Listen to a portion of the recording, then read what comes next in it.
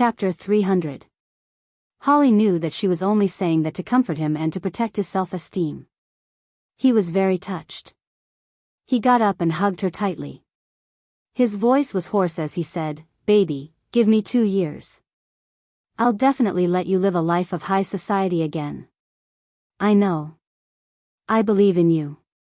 Su Yunxian raised her head and kissed the corner of his lips. Her smile was warm. He hugged her tightly. After the two of them finished breakfast, Holly went out to look for a job with a briefcase in his hand. Su Yunxian stood at the entrance and helped him tie his tie. He gave her a goodbye kiss.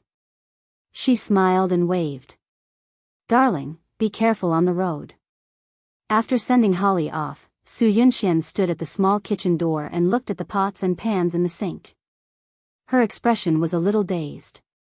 After a while, she slowly squatted down, covered her face with her hands, and wailed. Holly walked downstairs and realized that he had forgotten to bring his phone. He went upstairs to get his phone. After opening the door with the key, he heard Su Yunxian's sad cries. His footsteps froze. He didn't continue walking. Instead, he slowly walked out of the room and gently locked the door. He leaned against the wall and clenched his fists tightly. He thought that she was very strong, but he didn't know that she was always secretly crying behind his back. When he was at his lowest point, she still supported him without hesitation and accompanied him. She really loved him, but he couldn't abandon his ridiculous self-esteem. He angrily punched the wall. Finally, a determined expression appeared on his handsome face. He was no longer alone. He couldn't be willful anymore. He had to think of a way for the two of them to survive. Holly interviewed for 2 more companies, but he still didn't succeed. After walking out of the company, he tore up all his resumes and threw them into the trash can. He drove a newly bought second-hand car around the city and found a construction site. There were many workers busy at the site. There was also a fat man who looked like a supervisor wearing a hard hat looking around. "Hey, you're not allowed to park here. Get out of the way." The security guard at the site saw Holly's car and ordered him to drive away. Holly looked at the security guard and asked, "How much is your monthly salary?" The security guard thought that he was mocking him and was very annoyed. "I said, if you don't leave, I'll call the police. Hurry up and leave." Holly's face sank. If someone dared to talk to him like this in the past, he would definitely teach that person a lesson. But now, he tried to suppress his anger and said, "I think you misunderstood. What I mean is that I need a job." The security guard looked at him suspiciously. "If I'm not mistaken, the clothes you're wearing are very expensive. Are you sure you're not joking?" Huo looked at him with sincere eyes. "It's true. My company went bankrupt, so I need a job urgently." The security guard pointed at the empty space next to him. "Park your car over there first, then come and find me." "Okay, thank you." Holly followed the security guard's instructions and parked the car across the road. Then he went to the security booth to find the security guard. The security guard put on his hat and said, "Come with me. I'm an old friend of the supervisor here. He said 2 days ago that he needed to recruit a construction worker. If you can bear the hardships, you can give it a try." "Okay, no problem. By the way, what's your name?" "Holly." The security guard took Holly to the fat supervisor. "Gary, this guy named Holly wants to find a job. Aren't you short of people? What do you think of him?" Gary looked Holly up and down and narrowed his small eyes. "Young man, are you really going to work at a construction site? This is a very hard job. I think you're more suited to work in an office." "I'm not afraid of hard work. I want to support my family." Gary nodded. "Well, you can try to work for a week. If there's no problem, I'll hire you. You'll work 8 hours a day, 25 euros per hour, and your salary will be paid daily. When you become a regular worker, your salary will be raised to 30 euros per hour. We'll also buy you insurance and you can enjoy the welfare policy." Holly nodded. "I understand. Can I start working now?" Yes. Hey, Chester, come over here. Gary shouted at the top of his voice. A tall, thin black man ran over. Gary, what's the matter? Chester, this is the new Holly. Take care of him. Be careful. No problem. Chester reached out his hand. Hello, Holly. Welcome. Holly looked at his hands that were covered with lime. He hesitated for a moment and politely shook his hand. Hello, Chester. Well, now I'll take you to work. Holly and Chester walked away. The security guard looked at their backs and said, Gary, I didn't expect you to hire him so easily. Gary pressed down on his helmet and said, I didn't expect him to come to my site either. The security guard was surprised. You know him? Gary shrugged. I guess that all the bosses in Rome know him now. The Dark Knight family has already sent his photo to us. Why? Is he wanted by the Dark Knight family?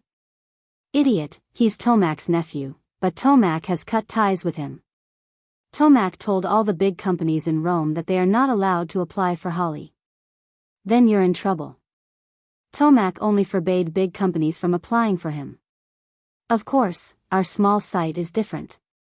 What's more, he's not applying for an executive position, but for a construction worker at the bottom. This is allowed. That's strange. Does Tomac want to shut Holly out or help him? Gary shrugged. On the surface, he's shutting him out, but in fact, he's helping him. A proud person like him can only grow up after experiencing setbacks and putting him at the bottom. So that's how it is. Tomac has really put a lot of thought into this. I hope that guy lives up to Tomac's efforts. With the help of Chester, Holly began to familiarize himself with his work. It was all physical work and very dirty. He couldn't help but want to run away several times. But when he thought of Su Yunxian's painful look, he gave up the idea of running away. On the other hand, Su Yunxian also began to look for a job. She browsed a lot of job postings on the internet and in newspapers. But when she called, she was turned down. She intended to use her skills to visit many antique shops and auction companies, but no one was willing to hire her. She really understood the pain and humiliation that Holly suffered when he was looking for a job. She carried her handbag and walked on the busy street. Looking at the hurried crowd, she suddenly felt very tired. Since she was a child, she had been a proud daughter of a rich family. She had lived a rich life and had never worried about money. But now, she had to restrain her desire to buy things. She had to calculate how to save money. When she applied for a job, she also had to face the doubts and disdain of those people. She had had enough. She walked into a high-end coffee shop. This coffee shop was located in the Plaza de España. It had a history of hundreds of years. The decoration was elegant. There were expensive paintings hanging on both sides of the corridor. The quiet atmosphere and rich historical background attracted a lot of customers. Su Yunxian sat on the dark red velvet sofa and ordered the most expensive coffee. Holding the coffee cup, her fingers were trembling. She was struggling in her heart. Should she leave Holly? Could she really leave him? She didn't expect to meet the two people she didn't want to see the most at this time. Honey, how's the environment here? Do you like it? Yes, it's very beautiful. Hubby, you're amazing. You found such a great place. It was Bailey Han and Xia Dong. He was wearing an Italian handmade suit and looked handsome. She was wearing a red dress and looked beautiful and charming. The two of them were holding hands and smiling at each other. What a loving couple. Su Yunxian held the coffee cup tightly in her right hand. Her eyes were like sharp knives as she stared at the two people walking towards her. Bailey Han sensed the gaze from the side. He turned his head and saw Su Yunxian's frosty face. The smile on his handsome face gradually froze. Xia Dong also saw it and was slightly stunned. Hua Er smiled faintly. In her eyes, Su Yunxian was like a tiger with its teeth pulled out. There was no need to fear her. But in Su Yunxian's eyes, her smile turned into mockery. Su Yunxian put down the coffee cup and stood up. She raised her head proudly and slowly walked in front of the two of them. She looked at Bailey Han and asked, "When you heard the news of my death, were you sad at all?" She had always wanted to ask him this question. Bailey Han said faintly, "No, you're not worth it." Su Yunxian's expression changed and her eyes were filled with hatred. "I gave up everything for you, but all I got in return is not worth it. Bailey Han, do you have a heart?" "Yes." Bailey Han's gaze fell on Xia Dong and the corners of his lips curled up warmly. "My heart is with my wife. As for your life and death, I don't care at all." Bailey Han, Su Yunxian's beautiful face was distorted with anger. She raised her arm and slapped his handsome face. A hand grabbed her wrist. It was Xia Dong. Xia Dong laughed coldly. "Su Yunxian, do you think I'm dead? How dare you hit my man?" She grabbed Su Yunxian's wrist and pushed it hard. Su Yunxian staggered back and almost fell. As she retreated, she bumped into the waiter who was holding a tray and the cup of hot coffee splashed all over her back. "Ah!" she screamed miserably. The skin on her back was in excruciating pain. "I'm sorry, I'm very sorry, Mississippi. Please come with me to the changing room to treat your burns." The waiter, who was wearing a tuxedo, had undergone strict training and was not flustered in the face of danger. He invited her politely. Su Yunxian pushed the waiter away and rushed in front of Xia Dong. She shouted angrily, "Xia Dong, you be *tch." Before she could finish scolding, Xia Dong suddenly raised her hand and slapped her hard on the face. Slap! Everyone was stunned, and they turned their shocked and curious gazes over. Including Su Yunxian. She covered her face in shock. Xia Dong slowly retracted her hand.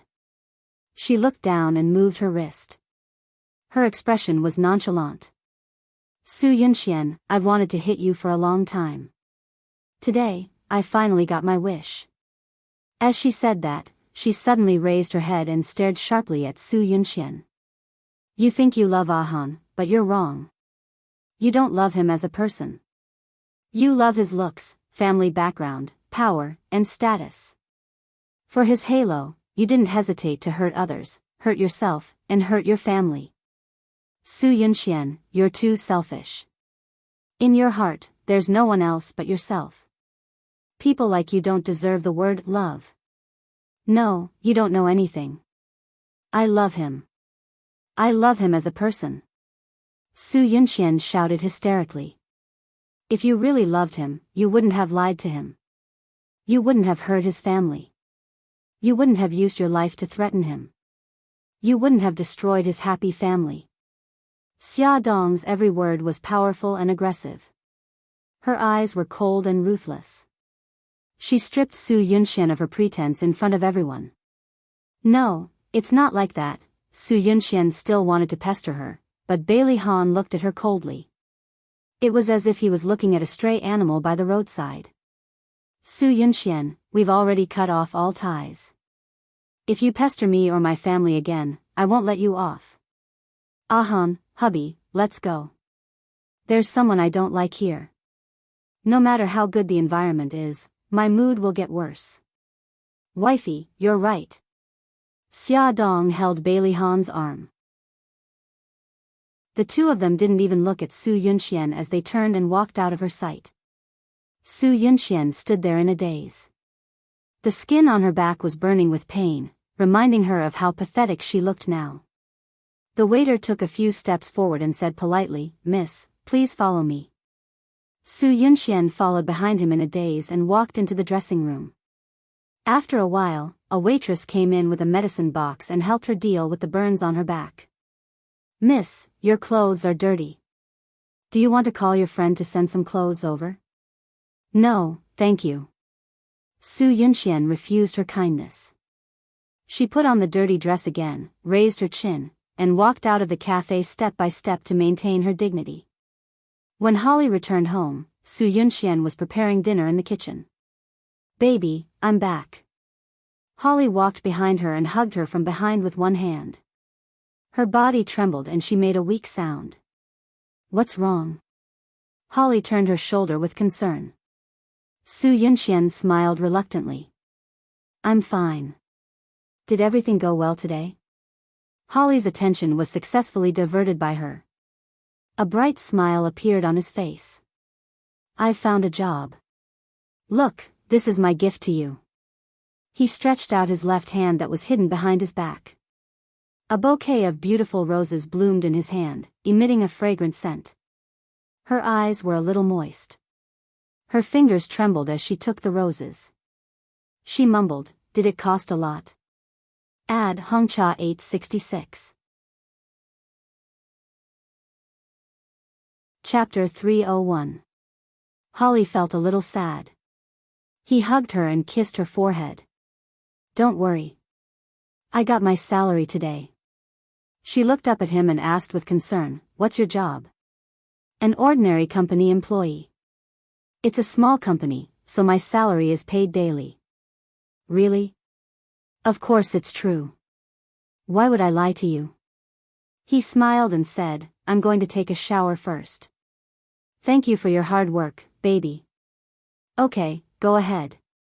Su Yunxian heard the sound of the bathroom door closing. She carried the roses to the living room and put them in a vase. Looking at the delicate flowers, the corners of her lips slowly curled up. They were like an ordinary couple. After dinner, they sat on the sofa and watched TV.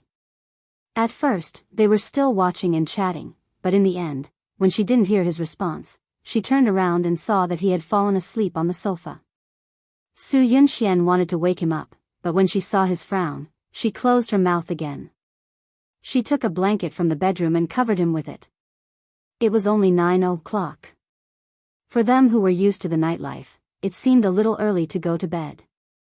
The TV program was very boring, and she didn't want to watch it anymore.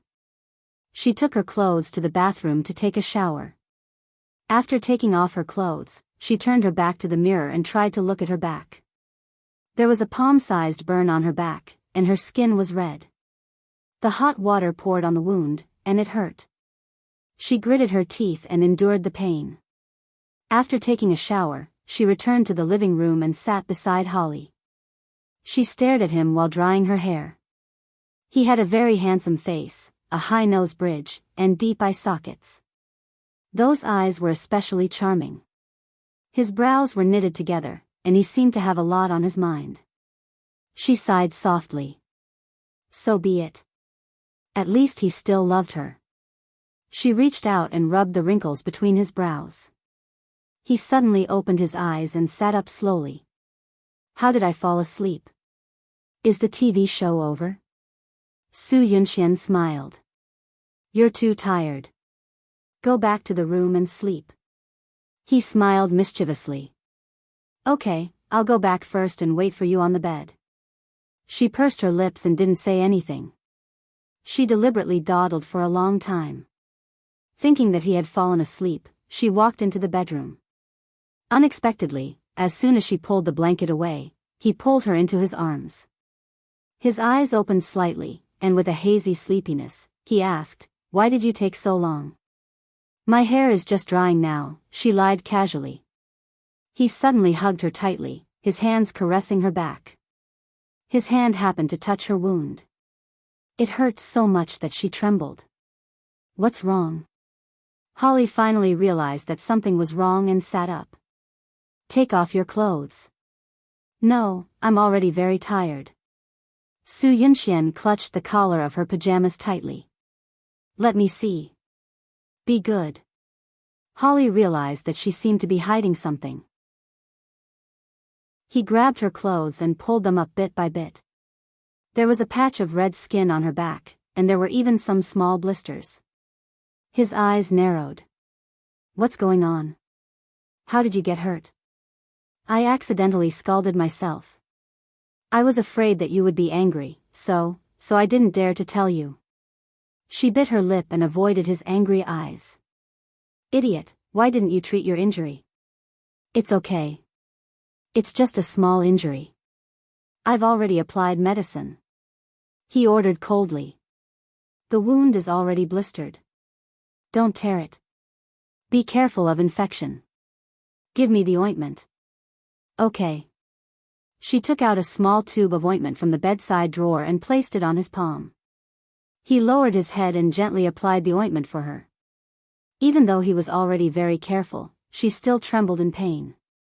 After applying the ointment, he took off her pajamas. Don't wear clothes. Otherwise, the fabric will rub against your back and it will be easy to get infected. Oh, she said. She covered her chest with both hands and was a little embarrassed. Lie down facing me. She lay down facing him. His right arm was around her waist, and he used his arm to support the quilt behind her to prevent the quilt from rubbing against her wound. He was bare-chested and wore a pair of boxer shorts. She was also bare-chested and wore a pair of laces underwear. The two of them were facing each other naked. He shifted his body and pressed against her. Her softness was pressed against his chest. Although they had been more intimate than this was the first time Su Yunxian felt her heart race. She nervously closed her eyes. She felt his burning gaze intertwining on her body. Then, he lowered his head and kissed her forehead. His voice was hoarse and full of love. Good night, baby. Good night.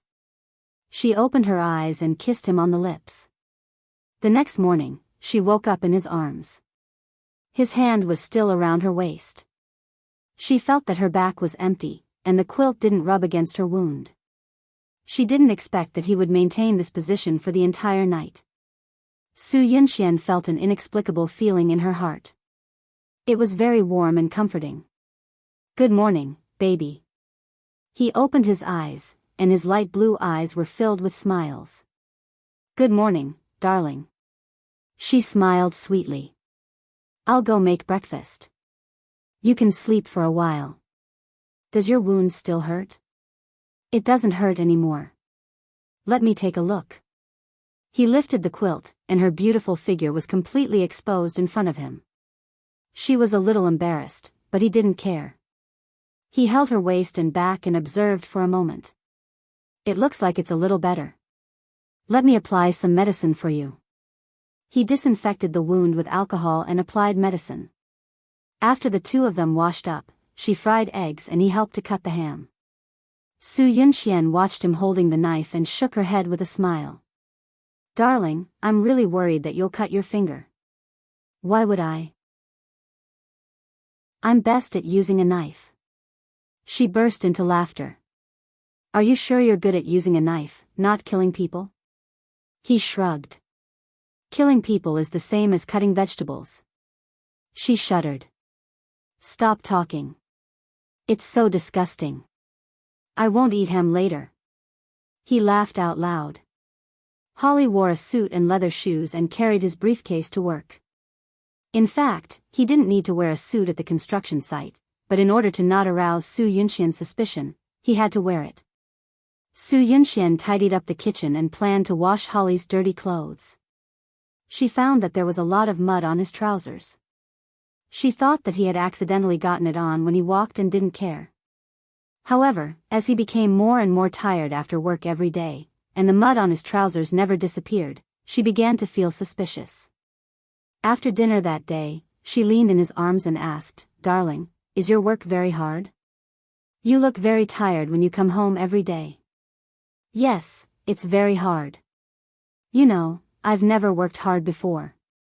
Now I realize that work is so hard. She was thoughtful. Where's your company? Let's have lunch together tomorrow, okay? He stroked her hair. My company is very small, and it's very far from home. I don't want you to work so hard and come to my place.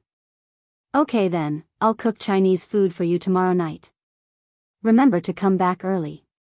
Okay, I'll come back early. Su Yunxian knew very well that he was hiding something from her. Holly had to go to work. As soon as he left, Su Yunxian secretly followed him. She saw him drive out of the street and hurriedly waved for a taxi. After getting in, she immediately told the driver to follow Holly's car. In the meantime, the taxi encountered a red light. When the light turned green, Holly's car was long gone. Sorry, we lost him, the driver said apologetically. Su Yunxian was a little discouraged. Forget it. Let's stop by the side. After failing to follow him the first time, Su Yunxian followed him a second time. This time, because the taxi driver followed too closely, Holly seemed to realize that someone was following him. He deliberately led them around and lost them. For the third time, Su Yunxian simply put a small tracker in the trunk of his car. She asked the taxi driver to follow the route shown by the tracker and finally found Holly's destination. However, Su Yunxian wasn't happy at all. In fact, she was in a terrible mood. She stood outside the construction site and saw many people in work clothes busy. Many of their trousers were stained with mud and sand. She finally knew what Holly was doing.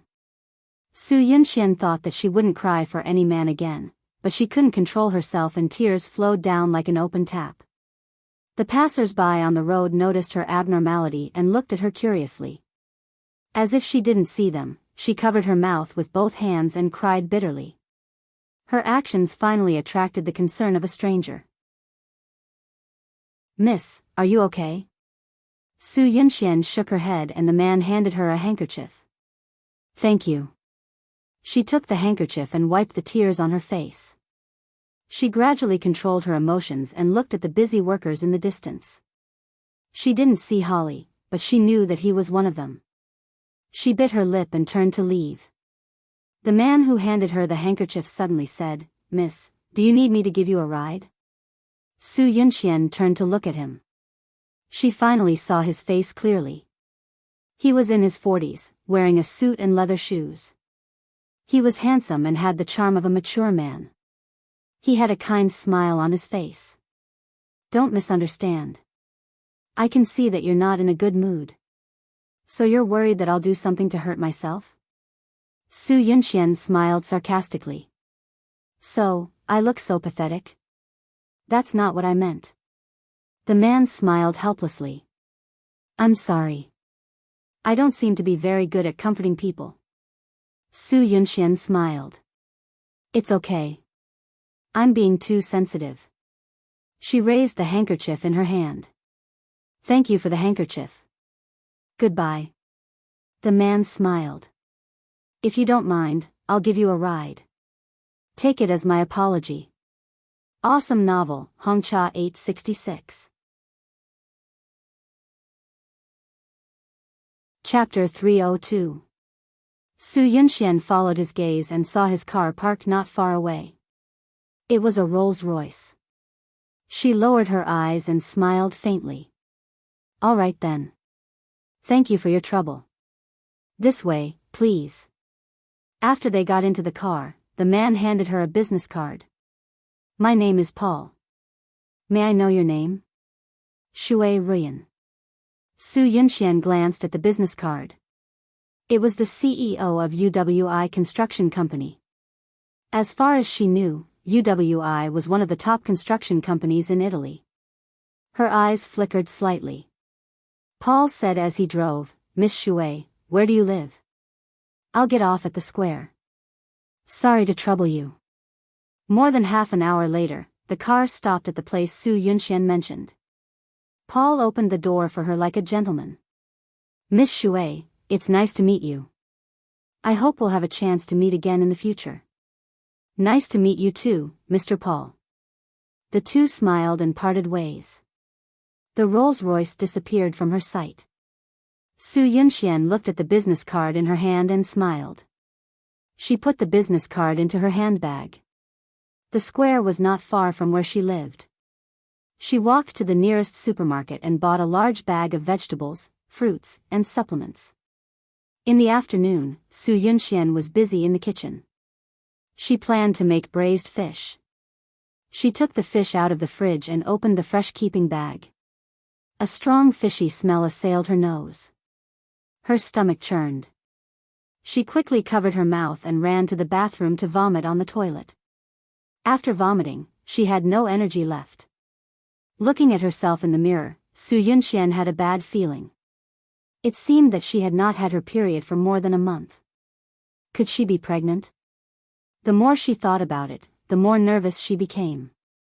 She immediately changed her clothes, took her wallet and went downstairs to the nearest supermarket to buy a pregnancy test. She held the pregnancy test and did not dare to test it for a long time. Suddenly, she heard the sound of the door lock. Holly had returned. She did not expect that she would hesitate and struggle for more than an hour. Su Yunxian quickly stuffed the pregnancy test under the sofa cushion and walked into the kitchen. She covered her mouth and nose and continued to cook braised fish. "Baby, I'm back." Holly's tall figure appeared at the kitchen door. He had a bright smile on his face and a bottle of red wine in his hand. "We can spend a romantic night together." In fact, he had become a regular worker today and his salary had increased. He wanted to celebrate. Su Yunxian smiled and said, "Darling, you're back. The food will be ready soon. You can take a bath first." Holly leaned over and kissed her on the cheek and said, "Good." Su Yunxian placed the braised fish in front of him and sat opposite him, away from the fishy smell. During the meal, she did not touch the braised fish at all. Holly was a little surprised. "Baby, don't you like fish very much? Why aren't you eating today?" "My stomach is a little uncomfortable. The smell of fish makes me sick." Su Yunxian fanned her nose exaggeratedly.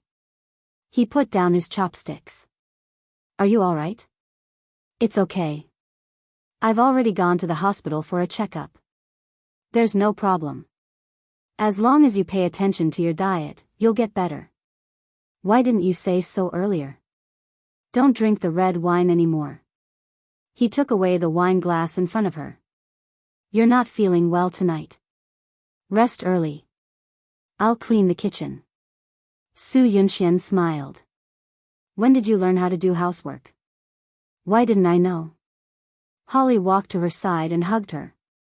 His voice was a little low. "If you can learn, I can too." She used to be with him and was used to living a good life. There were many servants to serve her. Even if she was in the mood to cook for him occasionally, she had never washed the dishes or mopped the floor. But now, she was doing all these things very well. Every time Holly felt that the work was hard and difficult to persevere, he would think of the pain she had suffered and then have the motivation to persevere. He kissed her earlobe and said softly, "None of the friends who used to call me brothers helped me when I was in trouble. None of the women who used to say that they loved me were willing to have anything to do with me. Only you were willing to accompany me at this time. Sometimes, I can't help but thank disaster. It made me realize what a great woman I have." Su Yunxian leaned into his arms, her eyes drooping slightly to hide the tears inside. "Baby, I swear that our bitter days are only temporary. I will think of a way to make a comeback. I know, I believe you." Her voice was a little choked up. "All right, you're not feeling well. Go rest first." He rubbed her hair. Su Yunxian lay on the bed, listening to the crisp sound of cups and bowls colliding in the kitchen. She felt a little frustrated. She felt that the development of the situation was getting further and further away from the path she had expected. After thinking for a long time, she decided to find out if she was pregnant or not. After Holly went to work, she took a pregnancy test and found that she was really pregnant. At that moment, she was about to break down. Ring ring ring. The landline in the living room rang. Su Yunxian took a deep breath. "Hello, who is this?" "Hello, is this Miss Shui?" "I'm Paul. Do you remember me?" A man's magnetic voice came from the phone. Su Yunxian said coldly, "Mr. Paul, how do you know my phone number?" "Through the phone, Miss Shui. Ever since we met yesterday, I've been thinking about you. Do you have time? I'd like to treat you to a cup of coffee." "Sorry, I'm busy. I don't have time." "When do you have time?" Su Yunxian frowned.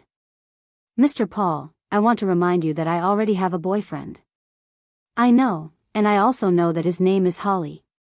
He's been banned by the Dark Knight family." Paul's voice was ambiguous. "There's no need for a beauty like you to continue living a hard life with him. If you change your mind, you can contact me at any time." After ending the call, Su Yunxian leaned against the sofa. She looked at the pregnancy test on the tea table and covered her face with her hands. Her thin shoulders trembled and tears slowly flowed down from between her fingers. At the construction site, a man in a hard hat and overalls was standing on a high steel frame. A safety rope was tied around his waist and he was working high up. Even though it was far away, Su Yunxian recognized that it was Holly. In the past few days, she had secretly come to the construction site to see him every day and learned about his work. In short, he did all the dirty and tiring work on the construction site, and sometimes he did some very dangerous work. In order not to be discovered by him, she wore big sunglasses, a t-shirt, torn jeans, and a pair of sneakers. In short, even if he found her, he would never recognize her. "Miss, it's very dangerous here. Please don't stay here." A security guard came over to remind Su Yunxian. "Got it. I'll leave right away." Su Yunxian looked sideways at Holly, who was working high up in the air, and then turned to leave. Gradually, a decision came to her mind. "Miss Shui, we meet again." A Rolls-Royce suddenly stopped beside Su Yunxian.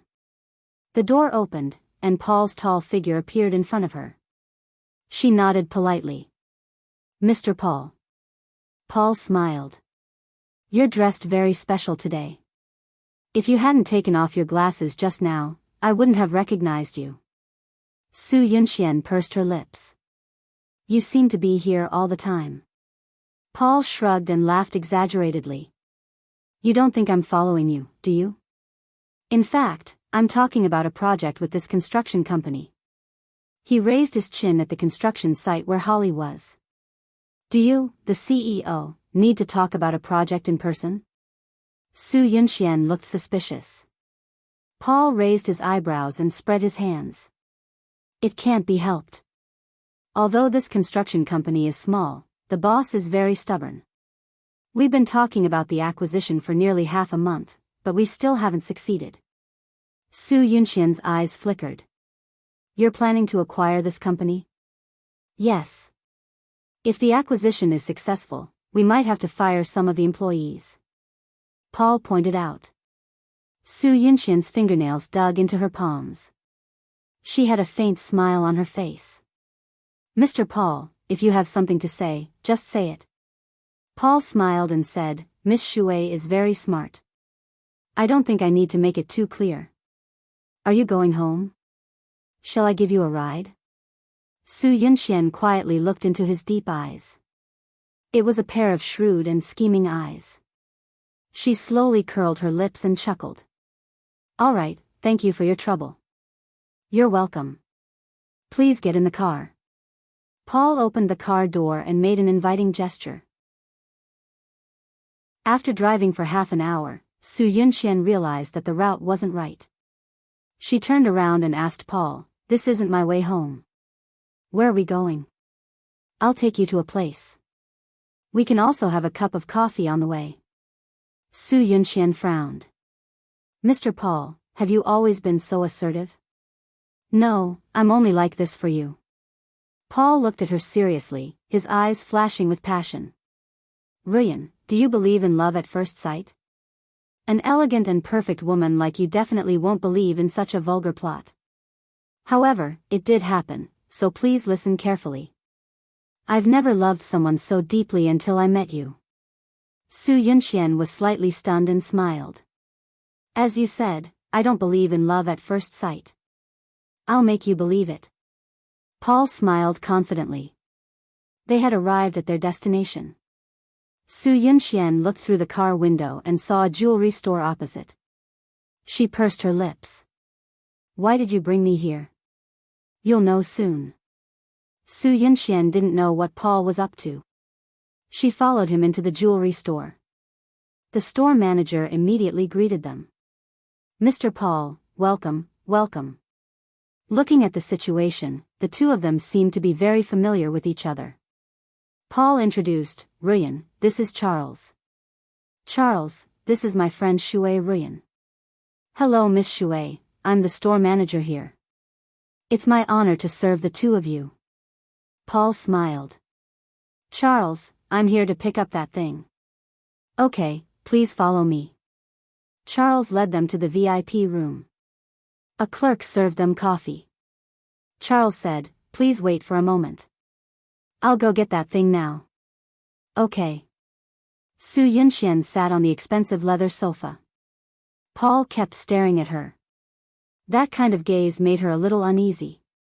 She pretended to take a sip of the coffee. He suddenly said, "I've never seen a woman as confident as you. Even if you're wearing inappropriate clothes, you're still so calm and composed.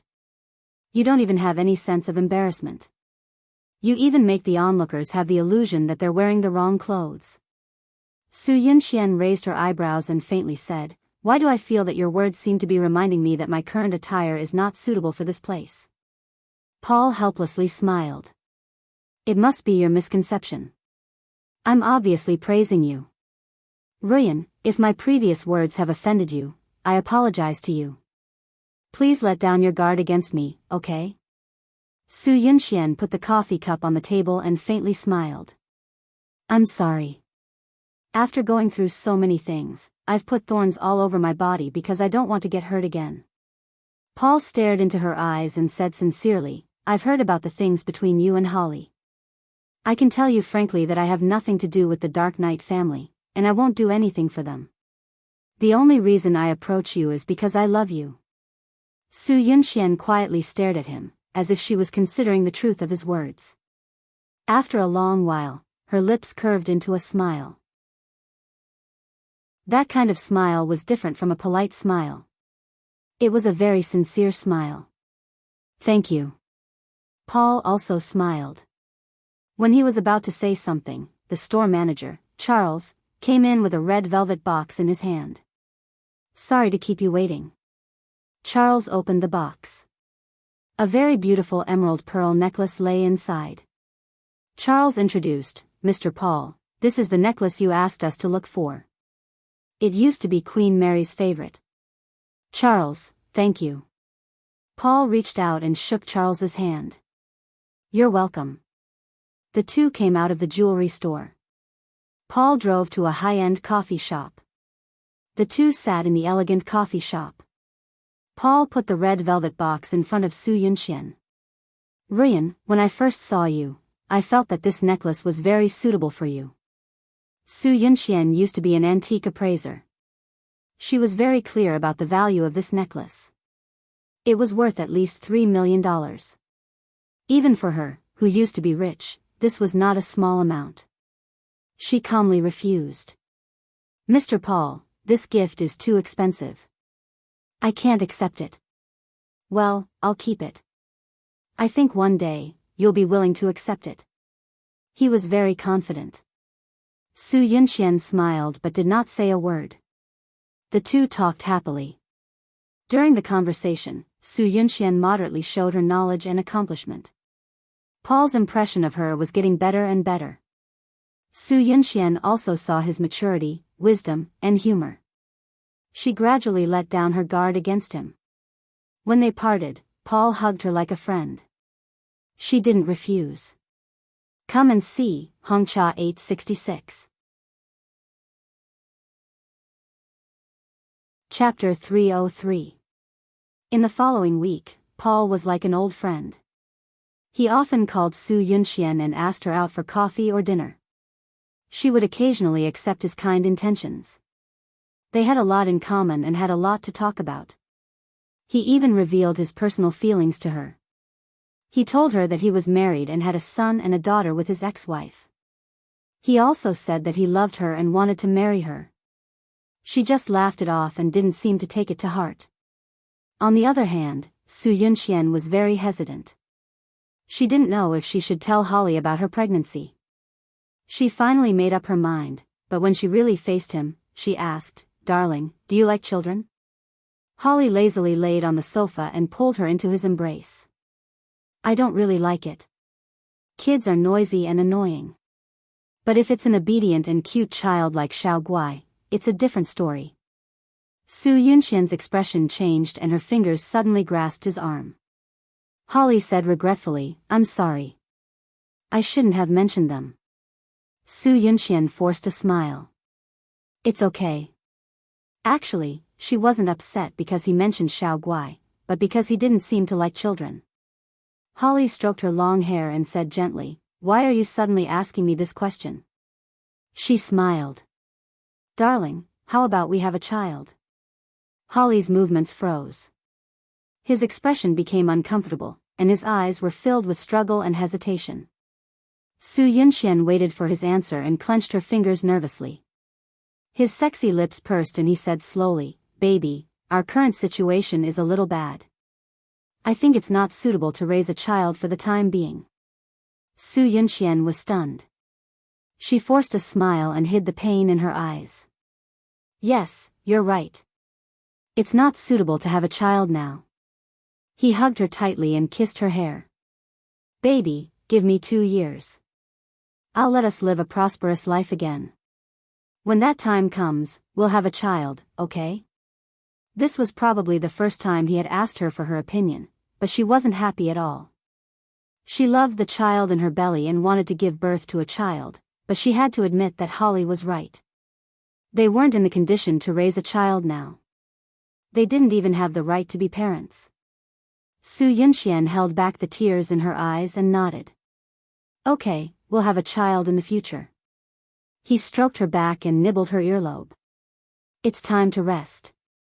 I'll carry you back to the room." How could Su Yunxian not understand the meaning of his words? She quickly sat up in his arms.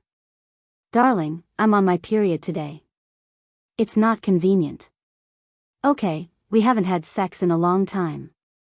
He looked a little annoyed and carried her. "Looks like I'll have to endure for a few more days." Ever since Su Yunxian found out that she was pregnant, she had been using all kinds of excuses to reject his advances. Fortunately, he worked hard and his needs weren't as strong as before. The number of times she rejected him wasn't that many, so it didn't arouse his suspicions. Su Yunxian went to the hospital alone and sat in the corridor of the obstetrics and gynecology department. She saw many pregnant women doing prenatal checkups with their husbands and suddenly felt envious. She used to think that women who sacrificed everything for their families were ridiculous, but now that she was pregnant, she had the idea of being a good wife and mother. "Miss Shui, it's your turn. Please come with me." The nurse interrupted Su Yunxian's thoughts and led her into the operating room. "Miss Shui, I've looked at the checklist. The child is developing very well. Are you sure you want to abort the child?" The doctor confirmed again before she lay on the operating bed. Su Yunxian clenched her fists and took a deep breath. Then, she slowly exhaled. "Yes. Please lie on the operating bed." The doctor was ready. He held the anesthetic in his hand. "Relax. I'm going to inject you with the anesthetic." The cold liquid was injected into her body. She felt herself stiffen and couldn't move her fingers. However, her eyes were still open and she tried hard to look at the figure in front of her. Someone separated her legs, and an ice-cold instrument reached into her lower body. A huge sense of fear surged like a tide. She tried hard to open her mouth and shouted with the last of her strength, "Stop." 10 minutes later. Su Yunxian sat on the sofa in the corridor with a pale face. The anesthetic had worn off, but she still felt that her feet couldn't move. She took out her phone and dialed a number. "It's me. Do you have time now?" Half an hour later, Paul's tall figure appeared at the end of the corridor. He walked quickly to her side with an anxious look on his face. "What's the matter? Are you sick?" Su Yunxian looked at him in a daze. Her face was pale and she looked terrible. "What's the matter?" Paul grabbed her shoulders nervously. "Ruyan, tell me." Her eyelashes fluttered and a tear rolled down. She asked in a trembling voice, "Paul, do you still mean what you said?" "Yes, it all counts." Paul held her shoulders tightly and looked very determined. "If you want to get married, we can register tomorrow." Su Yunxian's vision was blurred by tears. But, I'm pregnant." Paul froze and there was a look of disbelief on his face. She smiled bitterly. "I don't want to give up the child." Paul's eyes were filled with complicated emotions. He pursed his lips and didn't say a word. Forget it. Just take it that I didn't ask anything. She pushed his hand away slowly and said softly, "Send me back." She stood up and walked forward slowly. Her back view looked so weak and helpless. Paul suddenly said loudly, "It's okay." Su Yunxian turned around stiffly. He had already run to her and hugged her tightly in his arms. His voice was urgent. "It's okay. I don't mind. When the child is born, I'll treat him as my own. I'll love him and dote on him. You know that I have 2 children with my ex-wife. Don't mind, okay?" She stood there stiffly for a long time before she finally reached out and wrapped her arms around his waist. "Okay," she said softly. He held her face and moved closer to her. She didn't push him away like before, but closed her eyes. He kissed the corner of her lips and said softly, "When will you move to my place? Let me take care of you." She looked down and said softly, "Give me a few days." "Okay, I'll wait for you." That night, Holly returned home very late. He had drunk and reeked of alcohol. He leaned against the door and knocked hard, saying, "Baby, I'm back." Su Yunxian had been sitting on the sofa waiting for him. When she heard the noise, she immediately ran over and opened the door for him. She couldn't help but frown when she saw how drunk he was. Holly giggled. "Baby, I'm back." She was helpless and reached out to help him. "I know. Come in quickly. Why did you drink so much?" Party." He mumbled a few words. She didn't hear him clearly and didn't ask further. She helped him into the house and placed him on the sofa. Although it wasn't a long distance, he was very heavy. After carrying him for a while, Su Yunxian was already panting. "I'll prepare the bath water for you. Take a rest first." He mumbled a few words and then lay down on the sofa. When Su Yunxian came out of the bathroom, he had already fallen asleep. She sighed and got a basin of hot water. She took a towel over and wiped his face and chest. Then she took off his shoes and covered him with a blanket. Her slender and fair fingers caressed his face. His handsome eyebrows, his straight nose, his thin lips, and his sharp chin made her chuckle. Since when did she start to miss this man? She squatted in front of him and leaned her head on his chest. She said softly, "Holly, if it weren't for me, would your life be different?" It was as if he could feel her sadness. He suddenly raised his hand and hugged her shoulder. She was shocked. Thinking that he had woken up, she looked up at him but saw that his eyes were closed. Just like that, she was held in his arms and maintained this position for the entire night. When she woke up, her arms, neck, and body hurt.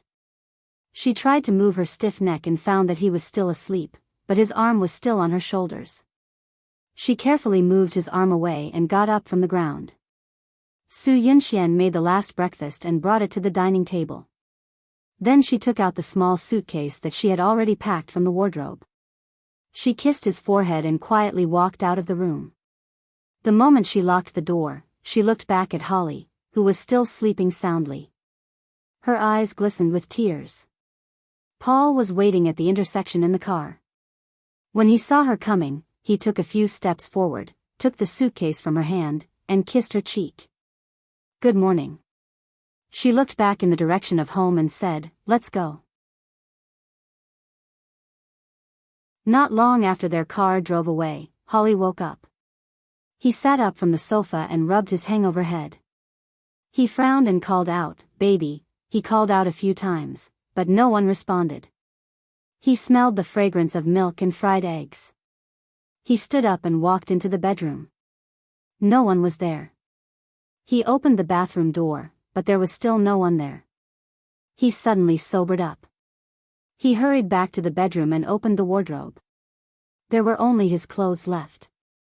Her clothes were all gone. Her pink Louis Vuitton suitcase was also gone. Holly was stunned. All the blood in his body rushed to his brain. His hands and feet were cold. No, it was impossible. She said that she would not leave him. He ran downstairs and shouted, "Baby, Yunxian, where are you? He had completely lost his mind. He wandered around the neighborhood aimlessly and called her name crazily. Other than the office workers who occasionally glanced at him curiously, no one responded to him. Awesome novel, Hongcha 866. Chapter 304. Holly frantically searched for Su Yunxian. If the supervisor hadn't called him and asked him why he was absent from work, he would have forgotten about going to work. He replied that he was sick and had taken a day off. After that, he desperately tried to call Su Yunxian's cell phone, but it was turned off and there was no way to contact her. After a series of emotional changes from shock, pain, and exposure, he finally calmed down and ran to the property management office to pull up the surveillance video below the building. He saw Su Yunxian dragging her suitcase out of the building. He saw a handsome middle-aged man walk up to her, take the suitcase from her hand, and kiss her cheek. The anger in his heart immediately rose like a volcano erupting. Blazing magma spread from the bottom of his heart, almost burning him to ashes. Damn it, if I find your whereabouts, you're dead meat. At this moment, Holly had become the cold and ruthless young master of the mafia family. His eyes were filled with bloodthirsty murderous intent. However, he had nothing now. It would be difficult to find him with just a man's face. After thinking for a long time, he decided to give up his dignity and ask that person for help. Mika Keto was playing with Xiao Guai in the hospital when his cell phone suddenly rang. When he saw the caller ID, he didn't answer immediately. Xiao Guai, who was in his arms, stretched her neck to take a look and cried out in surprise, "It's Uncle Holly." "Uncle Shen, I want to talk to Uncle Holly." The adults kept what happened at Hai's full moon party from the children, so Xiao Guai didn't know that the Uncle Holly she was talking about was actually a bad guy. "Okay." Mika Keto helplessly stroked Xiao Guai's little head, which had started to grow hair. After Mika Keto picked up the call, he didn't wait for the other party to speak and said in a deep voice, "Holly, I'm at the hospital now. Xiao Guai wants to talk to you." Holly had already prepared a lot of things to say, but he was at a loss for what to do when Zhang Zian beat him to it. He mumbled, "Okay. Naughty girl, here you go." Mika Keto handed the phone to Xiao Guai. Xiao Guai called out sweetly, "Uncle Holly, are you okay?"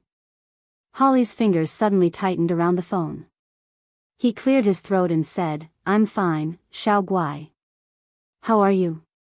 "I'm fine too," Xiao Guai said softly. "Uncle Holly, let me tell you a piece of good news. I've started to grow my hair. Mommy said that in 2 months, my hair will be tied up and I'll be as beautiful as before." "That's great. Eat more vegetables and your hair will grow faster. Gigai, you have to listen to the doctor. Don't be afraid to take medicine, okay?" Okay. "Uncle Holly, when are you coming to see me?" "In a few days. I'm very busy during this period of time." Xiao Guai frowned and quickly smiled.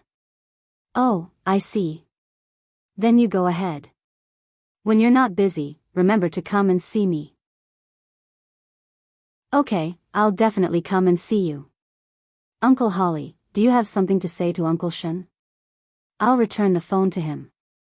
Holly said, "Okay." After a short silence, Holly heard Mika Keto's deep voice. "Why are you looking for me?" This was the first time Holly had contacted them since he was kicked out of the castle. Holly paused and said in a deep voice, "Mika Keto, I admit that I've done a lot of things to let you down.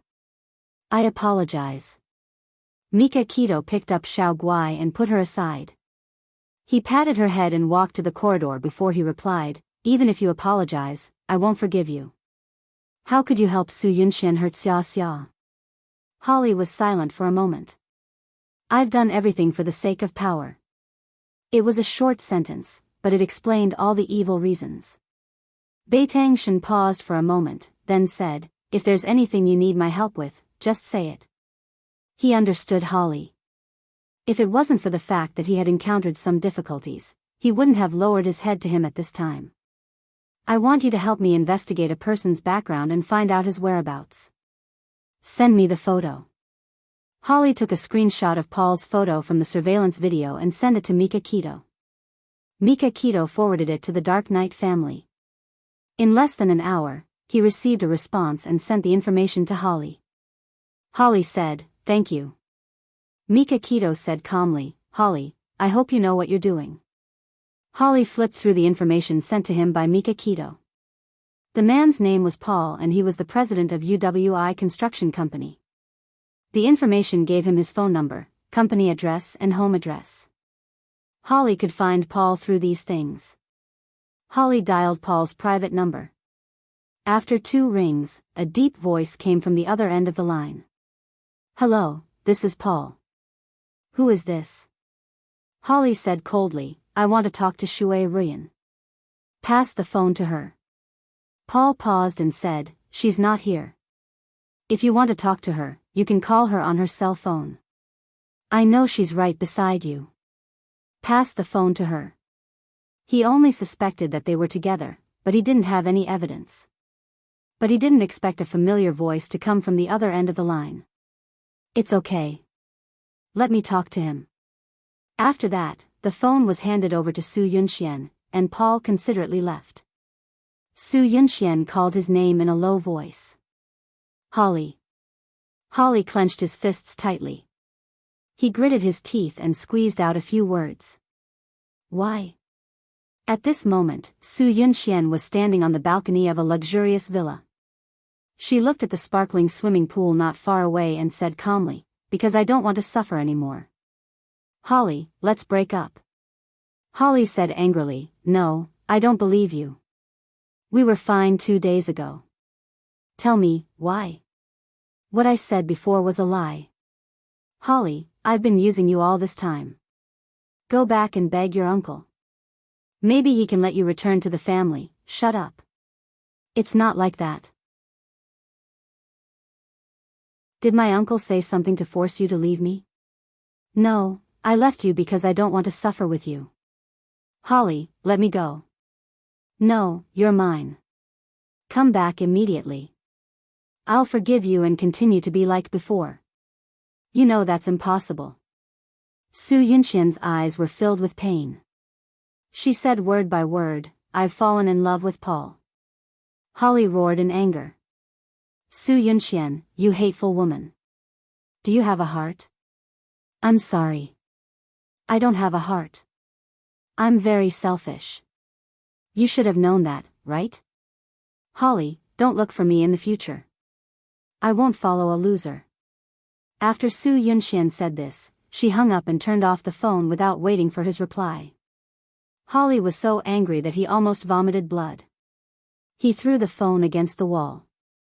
This was the first time he had fallen in love with a woman, but he had been miserably deceived by this woman. He angrily smashed all the things in the room. It was a mess. After the silence, the room was as messy as he was. The air was filled with despair and anger. Holly was a very proud person. He didn't allow any betrayal.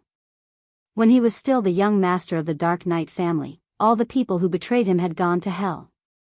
This time was no exception. He had already prepared for the worst. He quit his job and went to the black market to buy a pistol. He drove the car to Paul's villa and waited for a few hours until Paul and Su Yunxian got in the car and came out of the villa. Holly was very good at following others. He followed the Rolls-Royce all the way to the airport. He saw Paul and Su Yunxian get out of the car hand in hand. The driver took a red suitcase out of the trunk. He knew that suitcase. It was Su Yunxian's. In the airport hall, Paul hugged Su Yunxian and said softly, "You really don't want me to accompany you?" Su Yunxian smiled. "Well, I know you're busy with work. I'm only going back to China to visit my family. I'll be back soon." Paul smiled. "When are you going to introduce me to your family?" "Next time." Su Yunxian was suddenly enlightened. She, who had been dead, suddenly stood in front of her family with a new face. Would they be willing to forgive her and accept her? Well, there's an old saying in China. An ugly daughter-in-law has to meet her parents-in-law. I, the ugly son-in-law, also have to meet my mother-in-law." He laughed and joked. Su Yunxian smiled and hugged him. "It's almost time. I'm leaving." "Well, have a safe trip. I'll miss you." Paul lowered his head and kissed her lips. "Why are you leaving me? Do you really fall in love with this man?" Holly's cold voice came. Su Yunxian quickly pushed Paul away. She looked up in a panic and saw Holly standing 10 meters away. He looked a lot worse, with stubble on his chin, his shirt wrinkled, and his eyes bloodshot. She couldn't help but clench her fists when she thought that someone who cared about his appearance to the point of being harsh would look like this. "Let me ask you. Do you really fall in love with him?" Although he looked unkempt, the domineering and ruthless aura he exuded did not change. He approached her step by step, his eyes like a sharp blade cutting into her. Her legs were trembling, but she didn't retreat. She met his cold gaze and gritted her teeth. "Yes, I love him." Holly's eyes suddenly shot out a murderous look. He said sternly, "I'll give you one more chance. Come back to me." Su Yunxian dug her nails into her palm and said indifferently, "Impossible." "Good, very good." Holly suddenly pulled out a pistol from his waist and pointed it at Su Yunxian. Su Yunxian didn't seem surprised at all. She slowly closed her eyes. "Even if you kill me, I won't go back with you." Paul was stunned. He shouted, "No, don't shoot." "Ah! A pistol!" Someone screamed. The surrounding people retreated. In an instant, only the three of them were left in the huge hall. The airport was in chaos. Someone had already called the police. Come and see, Xinwu 799.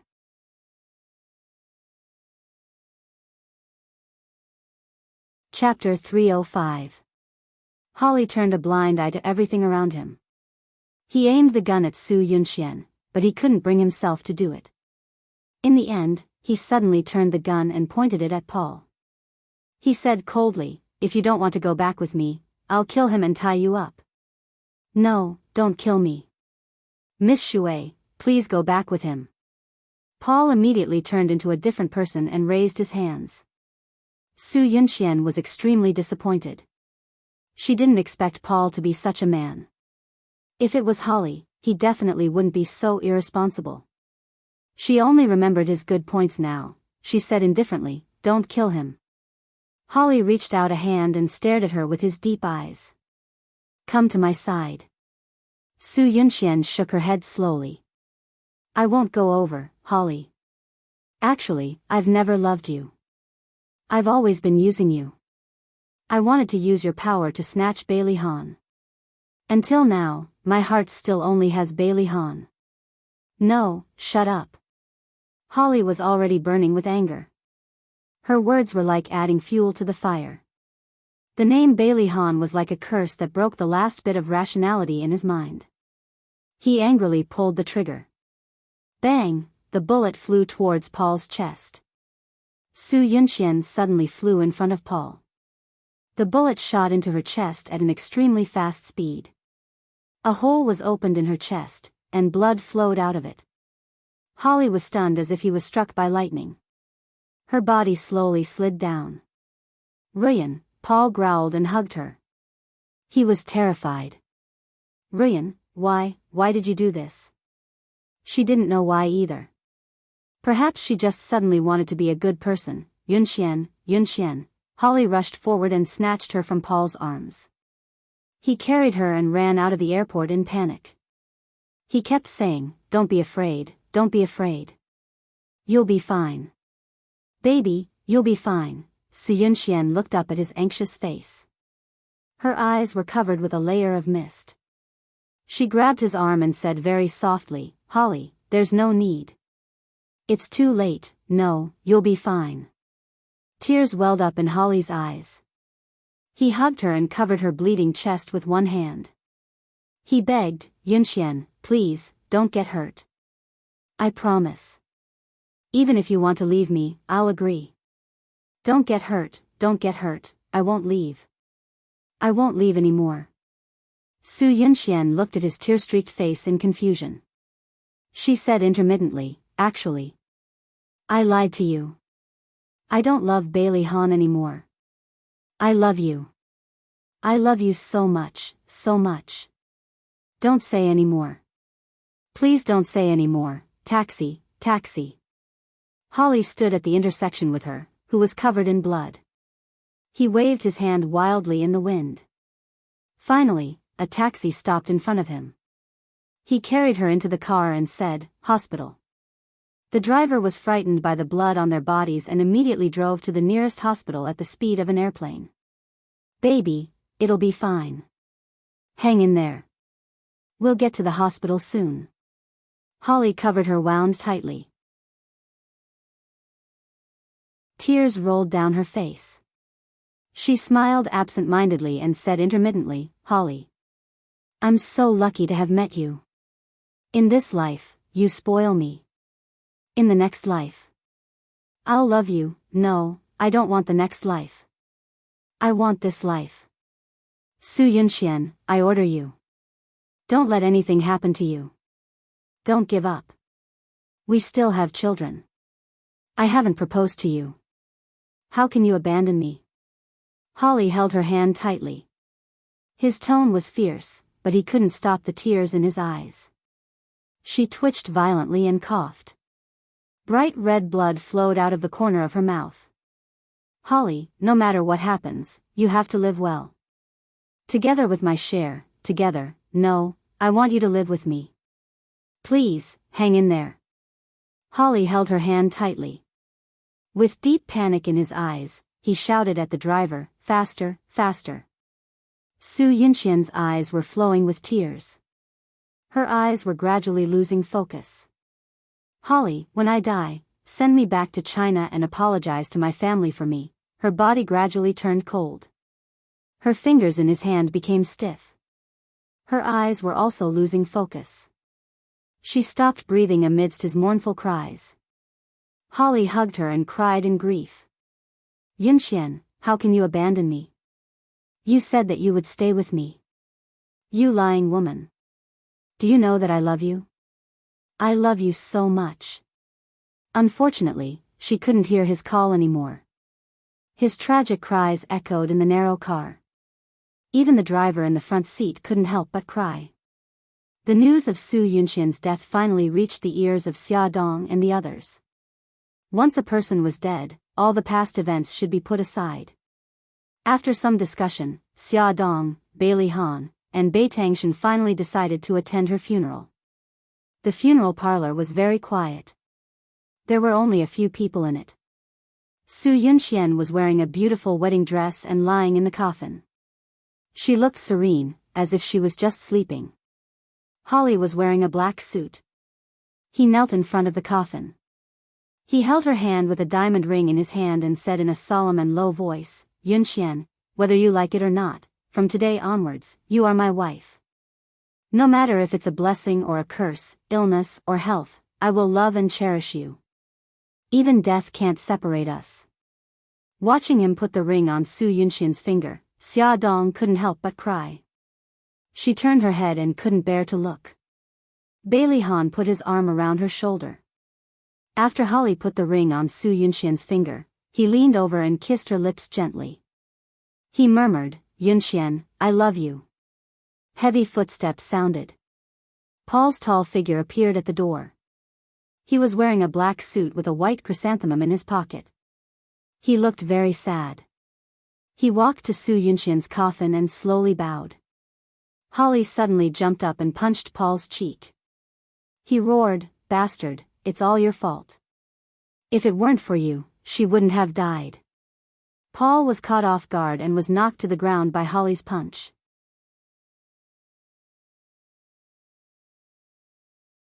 He had not suspected why she had suddenly mentioned children. Because of his answer, she must have mistakenly thought that he did not want to keep the child and wanted to create a good environment for the child. That was why she had abandoned him and followed Paul. He had actually killed the woman he loved the most and their child with his own hands. Holly screamed in the empty room. He punched the wall viciously with his fists. His hands were bleeding, but he refused to stop. Every day, he held Su Yunxian's urn in his arms and refused to let go. In just 3 days, he had become like a homeless man. He muttered, "Baby, you said that if you wanted to go home, I would send you home." Holly sold all his assets, bought a plane ticket, and flew to China. Come and see, Xinwu 799.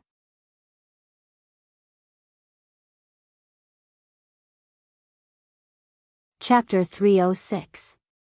City A, the Su family. The Su family welcomed a special guest. He was a foreigner wearing a black suit. His hair and beard had not been trimmed for a long time.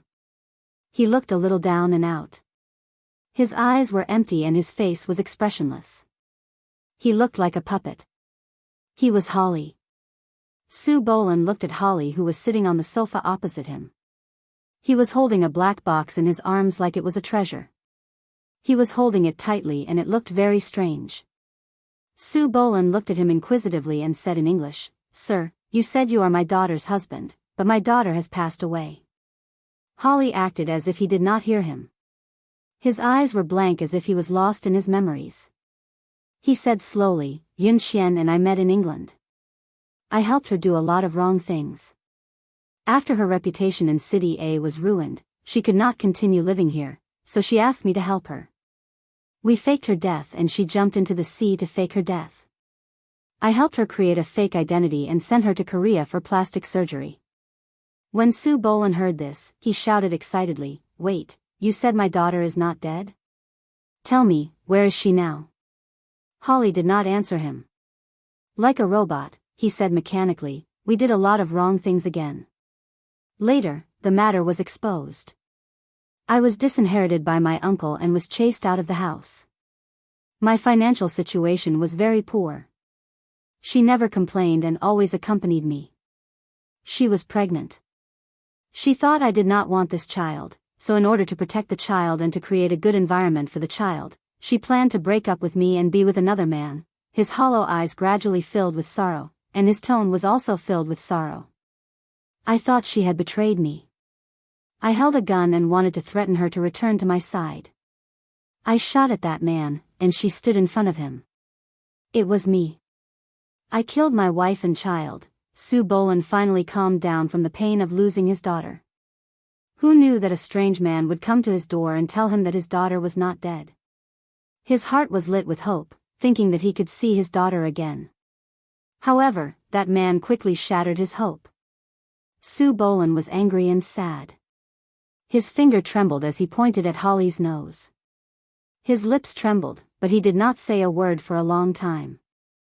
Holly expressionlessly placed the black box on the table. He slowly leaned forward and knelt in front of Su Bolan with his arms on the ground and his head on the floor. "Father-in-law, I'm here today to apologize to you. The first thing I'm sorry about is me. I'm sorry. I killed your daughter and grandson." His forehead hit the floor heavily, and it was already red and swollen. "Yun Xian asked me to apologize to you. I'm sorry that I lied to you and mother and hurt your feelings." He knocked his forehead heavily on the ground again, and the floor was already stained with blood. "The third apology is from Yun Xian and me. We're sorry that we let you and mother-in-law down." His forehead finally hit the floor, and he stayed there for a long time, unwilling to get up. Tears streamed down Su Bolan's face. He held his chest with one hand and covered his eyes with the other. Tears slid down his face and rolled onto his clothes. "Honey, what's going on? Are you okay?" Mrs. Su came back from outside and saw the unusual scene in the living room. Holly did not look up. He was still kneeling on the ground like a statue. Su Bolan's shoulders trembled, and his right hand was still covering his eyes. No one answered Mrs. Su's question. She was a bit uneasy. She walked up to Su Bolan and pushed his shoulder. "Honey, what's wrong?" Su Bolan could no longer control himself and finally burst into tears. Mrs. Su had never seen her husband lose his composure like this. She quickly pulled out a tissue and wiped his tears. She panicked and said, "Honey, what's going on? Say something." Do you want me to die from anxiety? Sue Boland shook his head. He was so emotional that he could not say a complete sentence. Mrs. Sue was anxious and worried. She was not in the mood to ask why a foreign man was kneeling in front of her husband, patting his back and comforting him softly. After a long time, he finally calmed down. Sue Boland looked at Holly, who was still kneeling in front of him, and waved his hand sadly. You can go. I don't want to see you for the time being. Holly quietly turned to face Mrs. Sue and kowtowed. Mrs. Sue was shocked. She quickly went forward to help him up. What are you doing? Get up. Sue Boland suddenly shouted, don't worry about him. Let him kowtow. Mrs. Sue was so scared that she retracted her hand. She stood there, not knowing what to do. Holly kowtowed 2 more times. When he stood up, his forehead was covered in blood. He looked at the small black box on the table, turned around, and walked to the door. Mrs. Sue called out to his back, Sir, is the wound on your head okay? Holly did not stop. As if he did not hear her question, he walked out of their sight step by step. Honey, what's going on? Mrs. Sue was confused. Sue Boland shook his head. His voice was hoarse. It's nothing. You can go upstairs first. I want to be alone. He slowly closed his eyes. He did not want to say anything more. Mrs. Sue hesitated for a moment.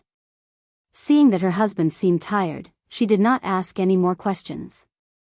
She looked at him worriedly and walked upstairs. After hearing the footsteps disappear, Sue Boland slowly opened his eyes.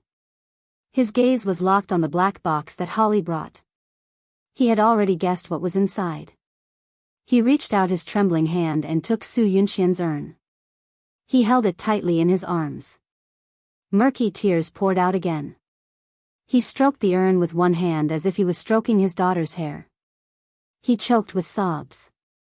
Yunxian, my silly daughter. Why did you choose such a path? Sue Boland could not control his emotions. He punched the back of the chair with his fist. Mrs. Sue did not go far. She was eavesdropping at the corner of the stairs. She heard her husband's suppressed sobs. She quietly poked her head out and saw him holding the black box with tears streaming down his face. She did not understand what was going on. Why was her husband holding the box and calling her daughter's name? Yunxian, how could you bear to let a white-haired person die before a black-haired person? Sue Boland covered his face with one hand and held the urn tightly with the other. The confusion in Mrs. Sue's heart was like a snowball, rolling bigger and bigger. Moreover, her husband's sadness infected her, and she couldn't help but tear up. She quietly went downstairs, walked behind him, and called out, "Hubby." Sue Boland trembled. His hands trembled, and the urn almost fell. He hurriedly held it with both hands and raised his teary face to look at his wife. "Honey, what's inside?" Mrs. Sue was confused when she saw her husband so worried about the black box. Sue Boland wiped the tears from his face and said in a displeased tone, "Nothing. Didn't I tell you to go upstairs? Why did you come down again? Honey, are you hiding something from me?" Mrs. Sue walked in front of him. "Let me see what's inside." "Huilan, what's wrong with you today? Hurry up and go upstairs." The more Sue Boland tried to hide it, the more flustered he became. He held the urn even tighter. "You're acting strange today too. I'm your wife. What can't you tell me?" Mrs. Sue stubbornly held the urn tightly with both hands. As the two argued, the urn fell to the ground with a bang, and the ashes inside spilled all over the floor. Mrs. Sue was stunned. The ashes on the floor looked like, just as a thought popped up in her mind, before she could confirm it, the furious Sue Boland almost subconsciously raised his hand and slapped her across the face. This slap shocked both of them. You hit me." Mrs. Sue covered her face and cried. Sue Boland loved his wife very much and had never hit her before. He panicked and wanted to go forward to check on her injuries, but she pushed him away. She angrily pointed at the floor and roared, "Sue Boland, you have to tell me what happened. Otherwise, I'll divorce you. Sue Boland originally wanted to hide it from his wife and son so that they wouldn't be tortured again. However, his wife insisted on getting to the bottom of it.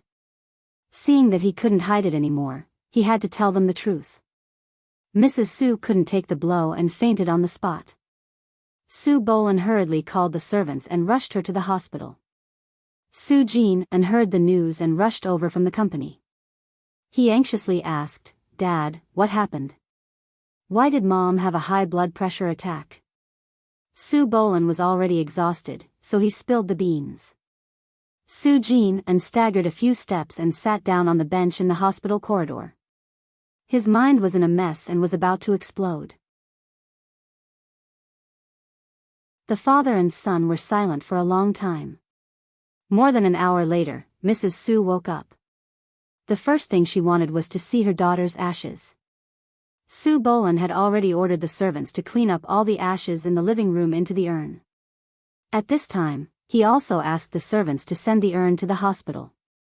Mrs. Sue hugged the urn and cried bitterly. She almost fainted several times. In the end, Sue Jean couldn't stand it and asked the doctor to inject her with a tranquilizer. "Dad, how can I find that man?" Sue Jean's face was livid. His eyes were full of hatred and his fists were clenched. He couldn't wait to find Holly and tear him apart. "I don't know." When Holly left, Sue Boland was still sad and didn't have time to ask him. The Sue family thought that they would never see Holly again.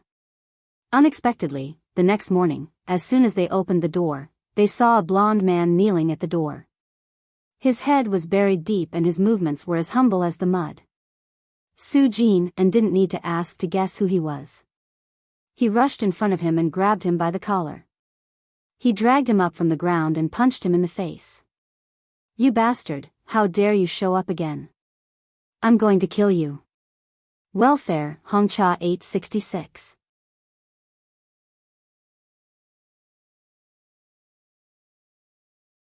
Chapter 307. Sue Jinan punched and kicked Holly. Holly didn't fight back at all. Like a puppet, he let Sue Jinan drag him up, beat him up, and kick him out. His hair was messy, his face was covered in blood, and his clothes were torn. Enough. Sue Boland finally couldn't stand it anymore and grabbed the furious Sue Jinan. "Dad, don't hold me back. Let me kill him." Sue Jinan was like an angry lion, struggling with all his might. "What can you do if you kill him? Can you save Yunqian's life? If you kill him, you'll have to go to jail." Sue Boland was not as strong as Sue Jinan. Sweat came out of his forehead as he roared with all his might. "I want him to pay for Yunqian's life." Sue Jinan had lost his mind. He broke free from his father's hand and was about to go forward again. Mrs. Sue rushed over and hugged Sue Jinan from behind. She cried and said, "Jinan, your father is right. We've already lost Yunqian. We can't lose you too. Don't hit him. Mom begs you." Sue Jinan's body shook and his movements gradually stopped. Sue Boland glanced at Holly, who was lying on the ground motionless. He called a servant and sent him to the hospital. Holly's appearance was like a bomb that blew up the pain hidden deep in the Sue family's heart. It took a long time for them to calm down. 2 days later, Holly's injuries were almost healed. He left the hospital without leaving a word. He returned to Rome. He didn't contact anyone. Holly went to the police station and admitted that he killed his wife. Since Sue Yunqian's body had been cremated, there was no way to collect evidence. Holly didn't have any excuses and even refused to hire a lawyer. The judge easily sentenced him to 10 years in prison. In fact, Tomac already knew the moment Holly stepped into the police station. He didn't stop him, nor did he put any pressure on the police. He let them sentence him to 10 years in prison. On the observation deck of the castle, Tomac and Mika Keto sat in chairs and looked into the distance. Mika Keto pursed her lips and said, "Godfather, have you ever regretted doing this?" Tomac's expression was indifferent, but his eyes were bleak. "Of course there is regret. I was too confident and thought that I could see through people's hearts. I was wrong. Su Yunxian's pregnancy is something I never expected. Actually, you don't have to blame yourself. If Paul hadn't concealed Su Yunxian's pregnancy. Tomac raised his hand. Ah Shen, you don't have to say any more. I originally thought that Su Yunxian had no other feelings for Holly other than using her. That was why I asked Paul to get close to her on purpose to break them up. But I didn't expect that they really loved each other deeply. Tomac closed his eyes in pain. If Paul had told him the truth about Su Yunxian's pregnancy, perhaps he would have asked Paul to stop and even help them for the sake of the child. However, he didn't expect Paul to be selfish. He coveted Su Yunxian's beauty and wanted to trick her. Paul was partly responsible for Su Yunxian's death, so when Holly beat him up, Mikakito didn't say anything to stop him. The two of them didn't speak again. After a long silence, Tomac slowly said, I hope Holly can pull himself together soon. Don't you plan to help him? 10 years was a very long time. Tomac sighed. That depends on him. If he doesn't want to come out and wants to be depressed for the rest of his life, no one can help him. During the first 3 days of his sentence, Holly didn't eat or drink. He completely isolated himself from the outside world and refused to be visited by anyone. Holly's indifferent attitude angered the prison bully. When the prison bully asked around, he found out that Holly used to be the young master of a mafia family. His mentality was immediately twisted and he planned to bully Holly until he bowed down to him. So, on the 4th day, the prison bully ordered his subordinates to beat Holly up. Holly didn't fight back, nor did he beg for mercy. He lay on the dirty floor, barely breathing. In a daze, he seemed to see Su Yunxian waving at him. The prison guard whistled as he ran over. The prison bully kicked Holly's back and spat at his face. He taunted, What kind of young master are you? You're still lying in front of me like a dead dog. Useless trash, like you should have been thrown into the trash long ago. You guys, what are you doing? The prison bully ran over and pointed his stun baton at the prison bully and the others. The prison bully raised his hands, and the others followed suit. Officer, we didn't do anything. You guys, if you cause any more trouble, I won't let you off. The prison bully scolded them fiercely. He called his colleagues over and carried Holly out of the cell. Holly's eyes were slightly open. The light on the dark ceiling was dazzling. He saw Su Yunxian getting closer and closer to him. He couldn't help but move closer to her. But every time he took a step forward, she would take a step back. No matter what, he couldn't touch her. He wanted to tell her that he loved her, that he missed her, that he couldn't leave her. But no matter how hard he tried, he couldn't open his mouth. She retreated further and further with a warm smile on her face. She whispered, Holly, no matter what happens, you have to live well. Together with my share, together with my share, together. Her frail figure gradually disappeared, but the words she said remained clearly in his mind. He slowly moved his fingers. In a daze, he saw people in white coats moving in front of him and heard their conversation. All right, it's okay. There's still a heartbeat. The prison bully and his gang are too arrogant. They should be suppressed. Otherwise, someone will die next time. After that, his eyelids became heavier and heavier. He couldn't hold on any longer and fainted. Holly was seriously injured this time. He was bedridden for a week. After his injuries healed, he seemed to have changed into a different person. Although he still didn't speak, he was no longer depressed. He was even more indifferent. His eyes were as cold as a lake, cold and emotionless. He ate seriously, exercised seriously, and studied seriously. After a week, he defeated the prison bully and his gang by himself and became the new prison bully. A month later, Holly wrote 3 letters and sent them to Tomac, Mikakito, and Xiaodong. In the letter to Tomac, he said that after his parents passed away, he respected his uncle as if he was his biological father. He said that he was deeply sorry for letting down his uncle's expectations of him. He said that he would turn over a new leaf and become a better person. After reading the letter, Tomac's eyes were filled with tears. He contacted the prison on the same day, hoping that they could help reduce Holly's sentence. In the letter to Mika Keto, there were only 2 short sentences. Ashen, I used to treat you as a brother. Are you still willing to treat me as a brother? Mika Keto didn't reply to him. The letter to Xia Dong was the one Holly spent the most time on. He wrote a few sentences, but felt unsatisfied. He tore it up and rewrote it several times before he could finish it. Xia, I hope that after all that has happened, you won't mind me calling you that. The first time I saw you, it was very cold. You were wearing a white cashmere coat and a woolen hat with 2 pom-poms hanging down. You had a bright smile, like the sun shining into the castle. At that time, I thought that I liked this girl with a clean smile, and I wanted to protect her. Later, I wanted too many things, and I felt the pressure from Ashen. He was very outstanding, and compared to him, I was like a piece of trash. I felt that I couldn't raise my head in front of him, and I was getting less and less valued by my uncle. I hated this feeling. 2 years ago, I overheard a conversation between my uncle and Ashen. I knew that my uncle was very dissatisfied with me and wanted to let Ashen take care of the family. I was angry and decided to take back what was mine. Since then, I have done many things to hurt Ashen. I knew that Ashen cared about you, so I didn't hesitate to use you to hurt him. I've long been blinded by my anger and desire to protect you. I've even forgotten the promise I made to protect you. Xia, I don't expect you to forgive me. I just want to tell you that I really feel very guilty.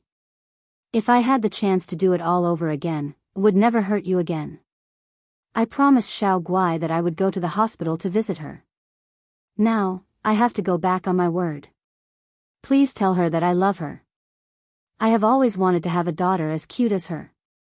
Also, I want to apologize to you on behalf of Yunxian. I'm sorry. Holly, thank you. Xia Dong sobbed after reading the letter. Her tears had already soaked the letter. Bailey Han held her tightly in his arms. If you want to see him, we can go visit him. 2 days later, their request for a visit was answered. Holly was willing to see them. They sat across from each other through the glass, each holding a walkie-talkie in their hands. Holly had lost a lot of weight. He looked at Xia Dong with a sincere smile on his lips. Xia, I didn't expect that you would be willing to see me. Xia Dong felt a lump in her throat. She smiled. Holly, Xiao Guai asked me to tell you that Ashen is her number 1 godfather. You are her number 2 godfather. She also said that if you don't want to, she will ignore you. Holly's eyes sparkled. He smiled and said, I'm willing. Although it's only number 2, I'm willing. Xia Dong stared into his eyes and said slowly, Holly, the harm you have caused to our family is a foregone conclusion. I will not forgive you. Holly's expression darkened. He laughed self-deprecatingly. I know. I'm really sorry. So, Xia Dong continued, I want to punish you. I want you to be my older brother for the rest of your life. You want to protect me and love me. Holly was slightly stunned. His eyes quickly filled with surprise. He almost jumped up and said, I accept the punishment. Xia Dong saw that he was as surprised as a child and smiled. Holly, Ashen asked me to tell you something. Holly looked at her nervously. What is it? A powerful novel. Hongcha 866.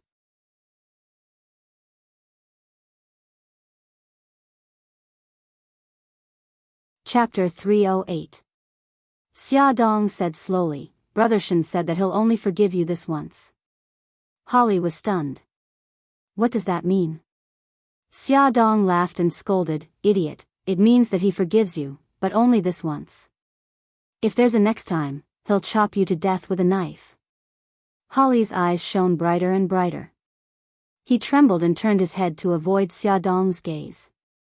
Something shiny rolled from his eyes to the ground. Xia Dong pretended not to see it and smiled brightly. Holly, Godfather also asked me to pass a message to you. Perform well and strive for a reduction in your sentence. Come out soon. Our whole family is waiting for you. Holly rubbed his nose and said in a hoarse voice, I will, xia xia. Help me take care of uncle. Okay. Holly performed very well in prison. With Tomac's help, his sentence was reduced 3 times in a row and his sentence was shortened from 10 years to 5 years. During his time in prison, he had been working hard to improve himself. Just as Tomac said, he had been reborn. After he was released from prison, Mika Keto handed over the management of the Dark Knight family to him. Holly became the greatest leader of the Italian mafia after Tomac. His only regret was that he was never married. These were all stories for later, so let's not talk about them for now. Before they knew it, it was already February. According to China's tradition, the Spring Festival was coming. Xiao Guai had recovered and Bailey Han decided to take his wife and child back to China to reunite with his family. Tomac had already handed over the management of the Dark Knight family to Mika Keto. Mika Keto had to live in Rome for a while. Bailey Han's family said goodbye to Tomac and Mika Keto and took a private jet back to a city. On the day they returned, it was very cold. Xia Dong and Xiao Guai had stayed in the warm Rome for too long. When they got off the plane, they were still a little uncomfortable and their cheeks were red from the cold. Bailey Han held Xiao Guai tightly in his arms, while Xia Dong held Hai Hai. The family of 4 got into the Rolls-Royce that came to welcome them. The Rolls-Royce drove into Bailey's mansion. The butler and the servants stood in 2 rows at the gate and bowed respectfully. Welcome home, young master and madam. Hearing the uniform greeting, old madam, by Jinxiu, and the others had already rushed to the door of the living room. Old madam's eyes were red and she said excitedly, It's good that you're back, it's good that you're back. Xiao Yi and Xiao Bao stood beside old madam with their hands behind their backs like adults. They suppressed their joy and let the adults have the right to speak first. Grandma, Mom, Bailey Han put Xiao Guai on the ground and walked forward to hug old madam. Grandma, we're back. Okay, old madam choked with sobs. Xia xia, come in. Don't catch a cold. Bai Jinxiu returned to China with her 2 little grandsons after taking care of Xia Dong in Rome. During her time in Rome, the relationship between her mother-in-law and daughter-in-law was very harmonious. She reached out and hugged Hai Hai in Xia Dong's arms. Let me see. Little Hai Hai has grown so big. Great-grandma, don't be sad. We're all back. You should be happy. Xiao Guai raised her pink little face and tugged at old madam's fingers. Yes, Gigai is right. We should be happy. Old madam smiled and wiped the corners of her eyes. She bent down and touched Xiao Guai's soft hair and smiled kindly. We haven't seen each other for more than half a year. Our Xiao Guai has grown prettier. Xiao Guai smiled brightly. Xiao Yi and Xiao Bao ran to her side and grabbed her little hands. Xiao Yi raised her little face and said, Great-grandma, Gigai's hands are so cold. Let's take her to the fireplace to warm her up. Okay, go quickly. Don't freeze. Old madam knew that the 3 little guys must have a lot to talk about, so she smiled and waved her hand. The 3 little guys were sitting on the thick carpet in front of the fireplace, chatting happily and laughing from time to time. The 4 adults were sitting on the sofa not far behind them, talking about the recent events at home. The atmosphere was warm and harmonious. Big brother, sister-in-law, you're finally back. Boo-hoo, knowing that Bailey Han and the others were back, Bailey Jing got off work early. As soon as she stepped into the living room, she ran to Bailey Han to complain. Xiao Jing, you're already a big girl. Why are you still so unruly? Bailey Han grabbed Bailey Jing's collar and pulled her off him, moving her to the sofa next to him. Bailey Jing's beautiful face scrunched up and she complained tearfully, half a year. It's been more than half a year. Big brother, if you didn't come back, I would have been driven to death by those old men on the board of directors. Bailey Han raised his eyebrows in amusement. Didn't you do well? I heard from Lu Zihao that you even negotiated a joint venture last month. Bailey Jing raised her finger and complained one by one, What's the use of just negotiating a joint venture? Those old men on the board of directors always use the excuse that I'm too inexperienced and too young to impeach me and kick me out. Also, they criticize me for coming to work too late and leaving too early. Hey, I'm only 10 minutes late and left 5 minutes early. Is there a need to criticize me like this? No matter what, I'm still the acting CEO. Also, they say that my clothes are too unconventional and not suitable for the company's atmosphere. Look, how am I unconventional? Do they have to force me to dress like a 50-year-old old woman? She stood up and struck a pose for Bailey Han and Xia Dong to see. Only then did Xia Dong notice that Bailey Jing was wearing a red low-cut woolen sweater, a knee-length black leather skirt, and a pair of 10-centimeter-high leather boots. With her wavy hair, she looked very charming and charming. Bailey Han obviously noticed it too and his face darkened. You're not allowed to wear clothes with such a low neckline. Bailey Jing snorted. But everyone says that I look very beautiful dressed like this. Also, I don't have a boss who specifically threw a pen on the ground and asked me to pick it up. Why can't I wear this? Xia Dong couldn't help but laugh. A boss who threw a pen on the ground and asked his sexy female subordinate to pick it up. She wondered if Bailey Han had done something like this before. She turned to look at Bailey Han and teased, "Hubby, have you ever thrown a pen on the ground and asked your sexy female secretary to pick it up?" Bailey Han's mouth twitched. "Honey, how could I do such a vulgar thing?" "Yes," Xia Dong deliberately dragged out the last word. Her tone sounded like she was questioning his words. Bailey Han's face darkened. "Honey, are you doubting me?" Xia Dong held back her laughter. "I heard that many CEOs like to flirt with their female subordinates, so I was just casually asking. I really didn't mean to doubt you. You're getting more and more ridiculous. What nonsense is in your head?" Bailey Han reached out and knocked her forehead in annoyance. "Hey, isn't that how it's written on TV and in novels? Also, it's written in the newspapers." Xia Dong held her forehead and winked at Bailey Jing. Bailey Jing understood and returned her a playful smile. She picked up her handbag and was ready to slip away. She had already slipped to the staircase and thought she was in a safe zone. Unexpectedly, Bailey Han suddenly said in a deep voice, "Stop right there." Bailey Jing's face was bitter. She turned her head stiffly and laughed dryly. She pointed to the stairs. "Big brother, I won't disturb you flirting with sister-in-law. I'll go upstairs first." Bailey Han's mouth twitched. "Come here." Okay, Bailey Jing knew that her big brother was about to start giving her a political and ideological lesson. She moved in front of him reluctantly. "Don't think that I don't know that your sister-in-law is covering for you." Bailey Han snorted with a sour expression. He pointed to the sofa opposite him. "Sit down." Bailey Jing sat down with a bitter face.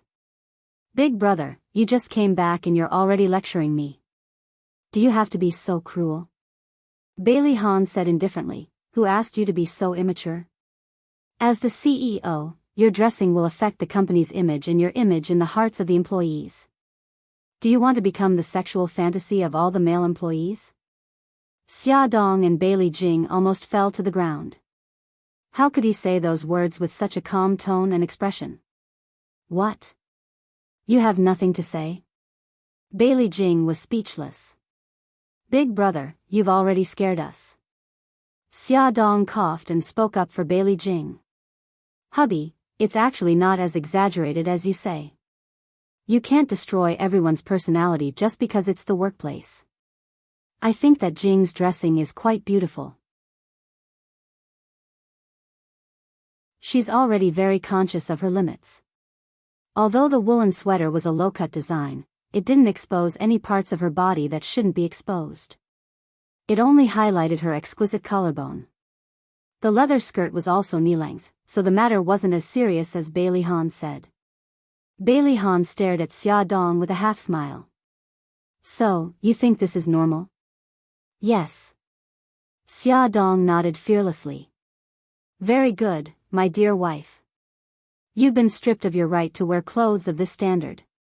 Bailey Han smiled and patted her head, like a big bad wolf that had succeeded in his evil plan.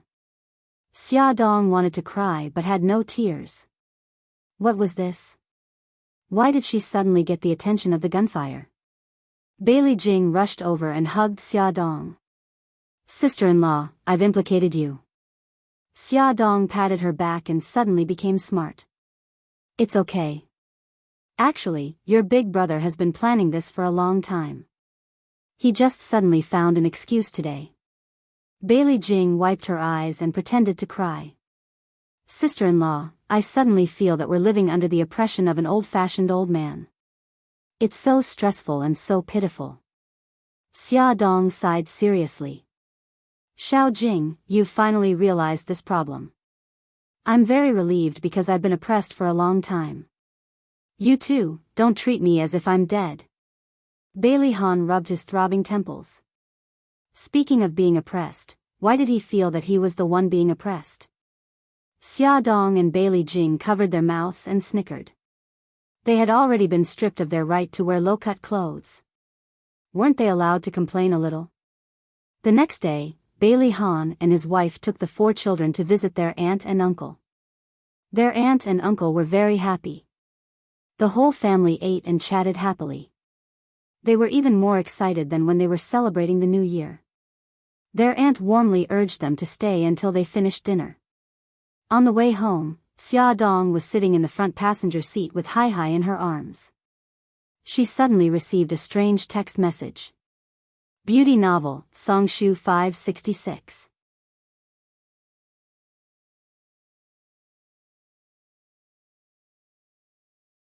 Chapter 309.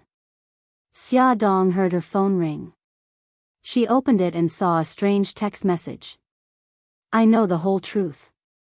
She frowned and replied, Who are you? After a few seconds, the other party replied, Who I am is not important. What's important is that I know your secret. Xia Dong thought for a moment and typed a line of words on her phone. What are you trying to say? Beep beep. Another text message came in. Xiao Bao is not your son. Xia Dong's fingers suddenly tightened. Her body froze and her expression turned ugly. Because they were driving at night, Bailey Han paid more attention to safety. He focused all his attention on the road ahead and asked casually, Who sent the message? A hint of panic flashed across Xia Dong's eyes. She said, It's Siki. Siki heard that I was back and asked me to meet up. Yeah, you haven't seen each other in a long time. You must have a lot to talk about. Bailey Han smiled. Yeah, I don't know how she's doing now. I'm looking forward to meeting her too. Xia Dong replied to the text message as she spoke. Please don't talk nonsense. Xiao Bao is my son. This time, the other party replied after about 10 minutes. Xiao Bao is your adopted child. Xia Dong nervously hugged Hai Hai tightly. She was worried that Bailey Han would find out that something was wrong, so she turned off her phone and ignored the mysterious stranger. However, the other party's words were like a stone thrown into the calm lake of her heart, causing ripples. Along the way, Xia Dong was restless. She had a bad feeling that her life, which had finally calmed down, was about to be disrupted again. Honey, we're home. Bailey Han opened the car door and took his daughter from her arms. Little Wingsy and his siblings had already jumped out of the back of the car and ran into the villa, chasing after each other. What's wrong? You seem to have something on your mind. Bailey Han glanced at Xia Dong. She lowered her head and looked at the road under her feet seriously. She was so quiet that it was abnormal.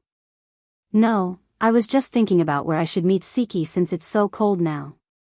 Xia Dong looked thoughtful. Hubby, where do you think we should go? Bailey Han smiled. How about going to the hot springs? Just you and me, Siki. She had always placed all her focus on the children and rarely had the chance to relax or talk to her friends. He supported her to have her own social circle so that she would not be bored. She smiled and nodded. Sounds good. You're smart. Bailey Han laughed. Go in quickly. It's cold outside. He moved his arm in her direction, and she naturally took his arm. At night, while Bailey Han was taking a shower, Xia Dong turned on her phone. There were no unread messages. She hesitated for a while and deleted all the messages sent by the mysterious stranger. For the next 2 days, she did not receive any more messages from that person. She comforted herself by thinking that maybe it was just a prank. In the cold winter, it was very comfortable to soak in the hot springs. Xia Dong and Isiki decided to go to the famous hot springs resort in the suburbs. Before leaving, Xia Dong put on a thick coat and held 2 scarves in her hands. Standing in front of the mirror, she did not know which one to wear. Bailey Han said gently with a smile, "Wear the red one. It matches the color of your coat. It's very beautiful." Xia Dong looked at Bailey Han's figure in the mirror. He crossed his arms and leaned leisurely against the door. There was a gentle smile on his handsome face. The corners of her lips curled up. As she tied the scarf, she said, "Are you really not coming with us?" He approached her and hugged her gently from behind. He bit her earlobe and said softly, "It's rare for you and Isiki to meet. Wouldn't I spoil your mood if I went? If you like, we can go to the hot springs together next time and spend a few days comfortably." "Okay." She turned around and put her arms around his neck. She kissed him on the lips. "Hubby, you should go to the company today. Xiao Jing is getting calluses on my ears." From the first day Bailey Han returned to China, Bailey Jing wanted to return the Shenghao group to him as soon as possible. However, he refused to take over and continued to live a leisurely life with his wife and children every day. Bailey Jing was so jealous that her eyes turned red. She took the opportunity to whisper in Xia Dong's ear, hoping that she would help her persuade her brother. "You and Xiao Jing are so close that it almost makes me jealous. I'm your husband. Why don't you feel sorry for me?" Bailey Han bit her lips as if punishing her. Xia Dong hugged him tightly. "You're my husband. Of course, I feel sorry for you. However, the Shenghao group is your hard work after all. You can't just ignore it, right?" "Silly, who said I'm ignoring it? Do you think Xiao Jing can reach an agreement with the European side with her fancy moves? Your husband is strategizing and winning from 1,000 miles away." Xia Dong's eyes widened in surprise. "Hubby, you're so amazing. Why haven't I seen you work before?" Bailey Han leaned against her neck and chuckled. "Because you sleep a lot every day. I just make use of the time you sleep." Why did this sentence sound so familiar? Xia Dong blinked and suddenly remembered that a great celebrity once said, "There's no such thing as a genius. I just use the time other people spend drinking coffee on work." "Hubby, you've worked hard to support our family," Xia Dong said seriously. Bailey Han rubbed her hair. "Since you know I've worked so hard, you have to make it up to me. When you come back tonight, I'm going to eat meat." "Hubby, don't suddenly change the topic." Moreover, it suddenly jumped to a restricted topic. Xia Dong puffed up her cheeks and her eyes were wet. She looked pitiful. Bailey Han pinched her cheek. "Okay, I promise you. I'll go to the company early so that you can report to Xiao Jing. Are you satisfied?" Yes, she nodded and inadvertently glanced at the clock. She exclaimed, "Oh no, it's getting late. I'm going to be late." "Don't worry. Isiki won't mind." "No, I can't. We agreed to meet at the cafe, and then we'll go to the resort together in my car. She'll get anxious if we wait too long." Xia Dong hurriedly picked up his handbag and stuffed his phone, wallet, and other belongings into it. "I'll ask Old Shen to drive you there. Before you finish, call Old Shen in advance and ask him to pick you up." Bailey Han grabbed her arm and stopped her from leaving in a hurry. He held her hand and went downstairs. Then he called the chauffeur and gave him a few instructions. "Hubby, I'm leaving. Okay, have fun. Call me if anything happens." Bailey Han helped her adjust her scarf and then opened the car door for her. Go in quickly. It's too cold outside. Xia Dong rolled down the window and waved at Bailey Han. Bailey Han casually put his hands in his trouser pockets. He watched the car drive out of the gate of the manor before he turned around and went back. The car stopped outside the cafe. Xia Dong asked Old Chen to wait in the car. She walked into the cafe to look for Yisiki. When she saw Yisiki, she was shocked. Yezi, is this still you? Yisiki stood up and looked at her with a smile. Of course it's me. Come here and let me give you a hug. Xia Dong approached her and gave her a bear hug. She couldn't help but touch her short hair. Why did you cut your hair? You even put on makeup and wore such beautiful clothes. I almost couldn't recognize you. Yisiki smiled and said, only you can become prettier, but I can't. Xia Dong looked her up and down. Not only did you become prettier, but you also lost a lot of weight. Did you lose weight? The smile on Yisiki's face faded and there was an imperceptible sadness between her brows. Let's not talk about it. Let's hurry up and go. We can talk about it when we soak in the hot spring. That's true. Anyway, we have a whole day today. Xia Dong smiled and held her hand. Old Chen drove them to the hot spring resort in the suburbs. Bailey Han had already booked a room for them. The waiter led them to change their clothes and they entered a semi-enclosed bathroom. The pool was steaming hot and foggy. There were some grotesquely shaped rockery beside the pool. A screen with classic China landscape painting surrounded the pool. Looking past the screen, they could see lush trees and even hear the chirping of birds. The place was filled with the smell of nature. Xia Dong and Yisiki soaked in the hot spring. Their pores were relaxed and they sighed in comfort. Xia Dong glanced at Yisiki, who was leaning against the wall of the pool. Yezi, how have you been for the past 6 months? Yisiki closed her eyes and said calmly, we might have to get a divorce. Xia Dong's heart thumped. She stared at her face in disbelief. How did this happen? Is there really no turning back? Yisiki slowly opened her eyes and smiled faintly. There was an indescribable fatigue in her smile. I'm already tired. Maybe it's better for both of us to break up. Xia Dong moved closer to her. After hesitating for a long time, she asked, Yezi, do you still love him? So what if I do? Love can't withstand so much hurt. Yisiki's eyes were covered with a layer of mist. Xia, you don't know how tired I am. I'm really tired, it's okay, it's okay. Xia Dong hugged her. No matter what decision you make, I'll always support you. Don't forget, you still have me. Yisiki wiped the corners of her eyes. After a moment, she pushed Xia Dong away. She didn't know whether to laugh or cry. We've almost seen each other naked, yet we're still hugging each other. It feels so weird. Xia Dong crossed her arms and put on a defensive expression. Don't you have any ideas about me? I'm already taken. Yisiki rolled her eyes. Don't be so disgusting. The two of them teased each other for a while. Yisiki glanced at her and said, You've cleared up all the misunderstandings. Bailey Han's family has already accepted you. It's time for the best. Xia Dong leaned back against the smooth wall of the pool.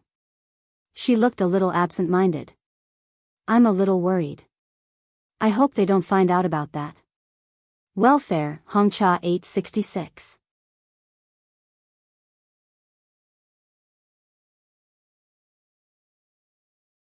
Chapter 310. Yisiki looked puzzled. What else is there? Xia Dong pinched her forehead. Xiao Bao's background. Yisiki's expression froze. After a while, she said, there hasn't been any problems in the past 5 years, so there shouldn't be any problems in the future. Her tone was full of uncertainty. Xia Dong looked at the woods beyond the screen. A few days ago, a mysterious person sent me a text. He said that he knew that Xiao Bao was my adopted child. I comforted myself by telling myself that it was just a prank, but she suddenly turned her head and looked at Isiki. She said slowly, besides the director of the orphanage, only you and brother should know about this. Obviously, you wouldn't play such a prank on me. Isiki frowned. Her voice was hoarse. What else did the mysterious person say? Xia Dong shook her head. After I switched off my phone, he stopped harassing me. I don't know who he is or what he wants to do, but I can't help but feel uneasy. We already have a peaceful life, so I don't want it to be disturbed by that incident. Isiki thought for a moment. Have you ever thought of telling Bailey Han and his family the truth? I have, but I have my concerns. Firstly, I'm worried that I'll hurt Xiao Bao's feelings. Secondly, I'm worried that Bailey's family won't dote on Xiao Bao anymore after they find out the truth. Xia Dong rubbed her temples with her slender fingers. No matter how I think about it, Xiao Bao will be the one who will be hurt the most. This is the outcome I don't want to see.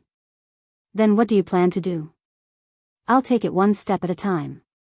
Let's see what the mysterious person wants to do first. He suddenly sent a few text messages and then disappeared. Perhaps he's playing hard to get and wants to force me into a corner. I have a feeling that he will contact me again.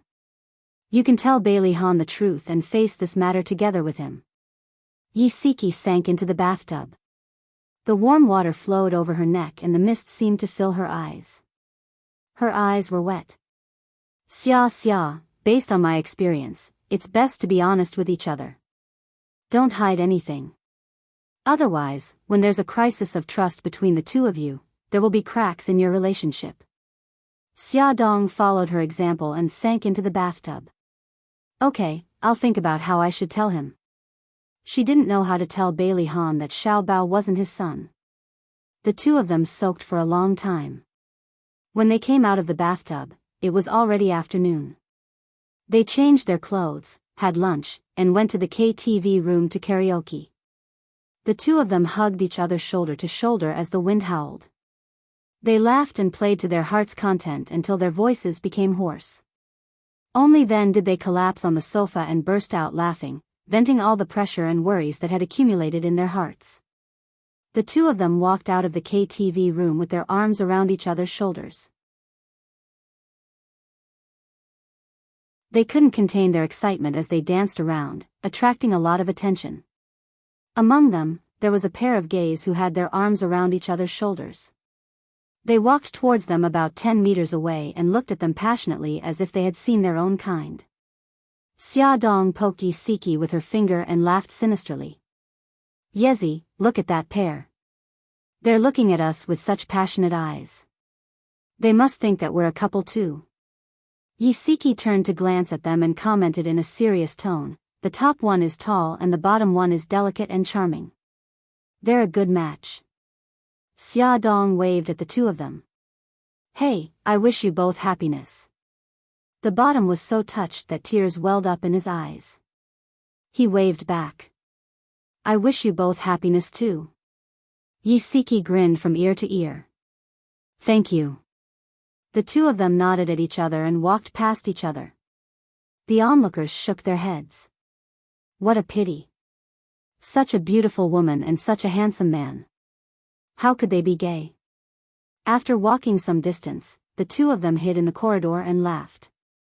Xia Dong's eyes were filled with tears. I haven't been so happy in a long time.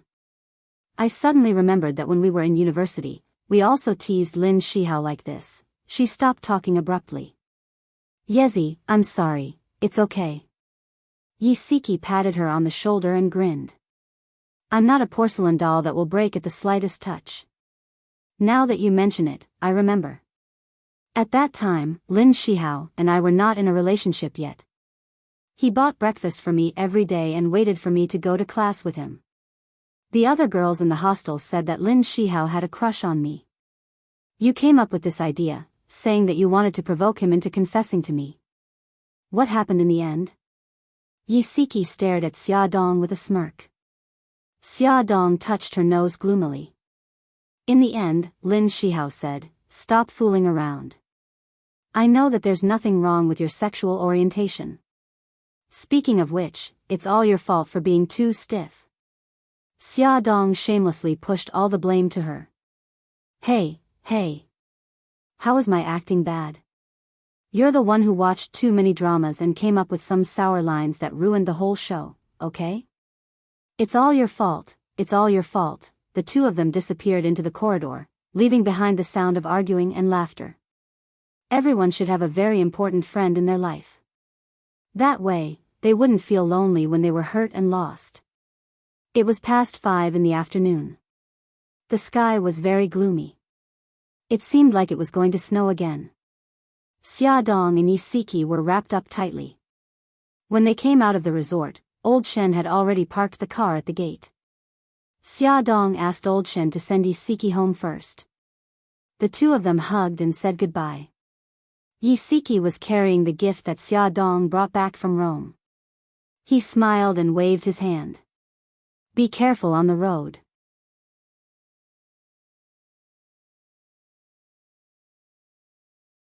Xiao Bao touched her head and sighed. Mom, I suspect that you have Alzheimer's disease. You should go to the hospital for a checkup tomorrow. Xia Dong deliberately put on a stern face. She pinched Xiao Bao's pink cheeks with both hands and kneaded them like dough. Little rascal, how dare you laugh at me? Xiao Bao's pink face was distorted by the kneading. She cried out with tears in her eyes, Ah, Dad, save me. Mom is domestic violence, son, I can't help you. Bailey Han coughed and stood firmly on his wife's side. He gave his son a look that said, good luck to you. Xiao Yi reached out and covered Xiao Guai's round eyes. She whispered, it's so violent. It's not suitable for minors to watch. Xiao Guai cried out in surprise. Hey, Brother Yi, you're underage too. You should cover your eyes too. Hey, you guys. Do you still have any humanity left in you? How could you just stand by and watch as Mom tragically kills me? Xiao Yi said seriously. You're wrong. How could we just stand by and watch as Mommy tortures you? We've already closed our eyes. Xiao Bao blinked his big, watery eyes pitifully. Boo-hoo. I can't live like this anymore. I want to run away from home. All right. I'm just teasing you. Xia Dong held his little face and said with a smile, come, let Mommy give you a kiss. You'll get better soon. No, Xiao Bao turned his head away arrogantly and raised his little chin. Don't be angry, my good son. Xia Dong rubbed his soft hair. Her eyes were filled with warmth and love, but there was also a trace of undetectable sadness. This was the child she had raised for 5 years. Although he was not her biological child, she treated him like one. If it were not for that text message, she would have almost forgotten that Xiao Bao was a child she adopted from an orphanage. Attention, Hongcha 866.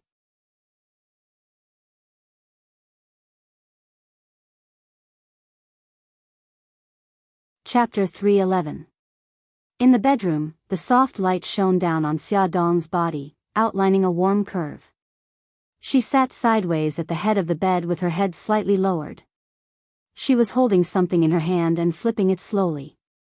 There was a peaceful smile on her face. He couldn't bear to disturb the beautiful peace. Xia Dong felt the mattress beside her sink. Bailey Han's tall and straight body was very close to her, and the faint scent of lemon-scented shower gel wafted into her nose. Honey, what are you looking at?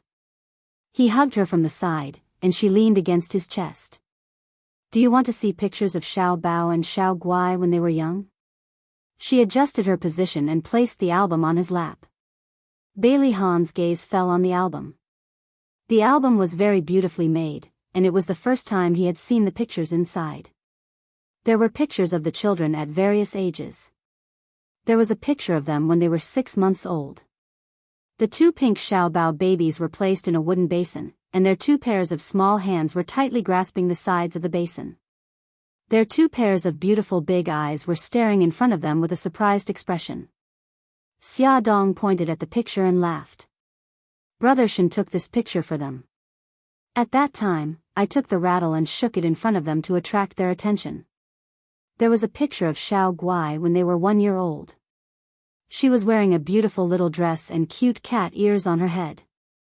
Xiao Bao was wearing a small short-sleeved shirt and shorts, and he was wearing silly brown bear ears on his head. The two babies stood facing each other. Xiao Bao was holding a bunch of wild grass flowers in his hand, and he handed it to Xiao Guai. Xiao Guai tilted her head and looked at him with a thoughtful expression, as if she didn't understand why her brother would give her flowers. Xia Dong leaned into Bailey Han's arms and laughed. "Honey, look at them. Aren't they very cute?" Bailey Han stroked her hair, and his eyes were filled with love. "It seems that I have missed a lot of good times." She looked up at him. "It's okay. I have already recorded all the good times for you."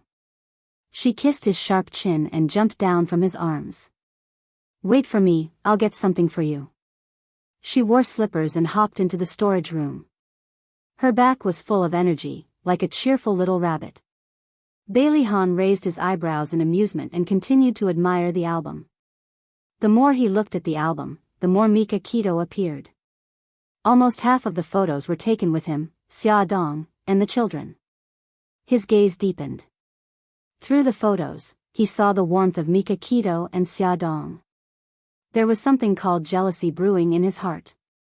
"Hubby," Xia Dong suddenly ran to his side and hugged his neck from behind. She leaned against his back and held something in her hand in front of him. It was a CD. This is the video that Brother Shen took for us every year for our children's birthdays. I'll play it for you. She smiled. He pursed his lips and slowly said, "Okay." Xia Dong ran to the TV with the CD and put it on the DVD player. Soon, the video appeared on the LCD wall-mounted TV. There were a total of 4 birthdays and a total of 1.5 hours of editing. It was like a romantic fairy tale. There were cute princesses and princes, beautiful queens, and handsome knights. It was a pity that there was no handsome king. Seeing how close Mika Keto and Xia Dong were, the smile in Bailey Han's eyes faded and the corners of his lips tightened. Xia Dong looked back at the past few years with the video and felt depressed. She didn't know if Xiao Bao would still be willing to be her son after knowing the truth. Bailey Han was so jealous that he didn't notice Xia Dong's abnormal mood. He suddenly reached for the remote control and turned off the TV. He pulled her into his arms, lifted her chin, and kissed her lips. His kiss was fierce and hurried. It was full of aggressiveness, as if he wanted to devour her. He was rarely so rough with her. She couldn't breathe properly and clutched the bathrobe in front of his chest tightly. "Hubby," she murmured uneasily and panted softly. "I'm jealous." His voice was low and hoarse. His lips lingered by her ear and he bit her sensitive earlobe with a little force. She couldn't help but cry out in pain. He stroked her back with both hands and whispered, "In the past 5 years, your relationship with Mika Keto was so good that it made me jealous." He bluntly complained about his dissatisfaction. He quickly took off the bathrobe on her and suddenly pressed her under his body. His eyes were terrifyingly dark. She shrank her shoulders. She didn't expect him to suddenly mention Mika Keto. She bit her lips in grievance and her eyes were hazy with tears. Her voice was mixed with a trace of gentleness. "I only treated him as an older brother. You said that you would understand. I can't understand it now." Bailey Han forcefully kissed her lips and his hands were on fire all over her body. If it was said that before he saw these photos and videos, he was 100% jealous of Beitang Shen, then now, his jealousy towards him had reached 200%. He hated that he had lost his memory for 5 years and that she had been able to leave him for 5 years. As a result, Mika Keto had played an important role in her and their child's lives. He hated that he had been absent from their lives for 5 years. When she needed support and help the most, he couldn't be by her side.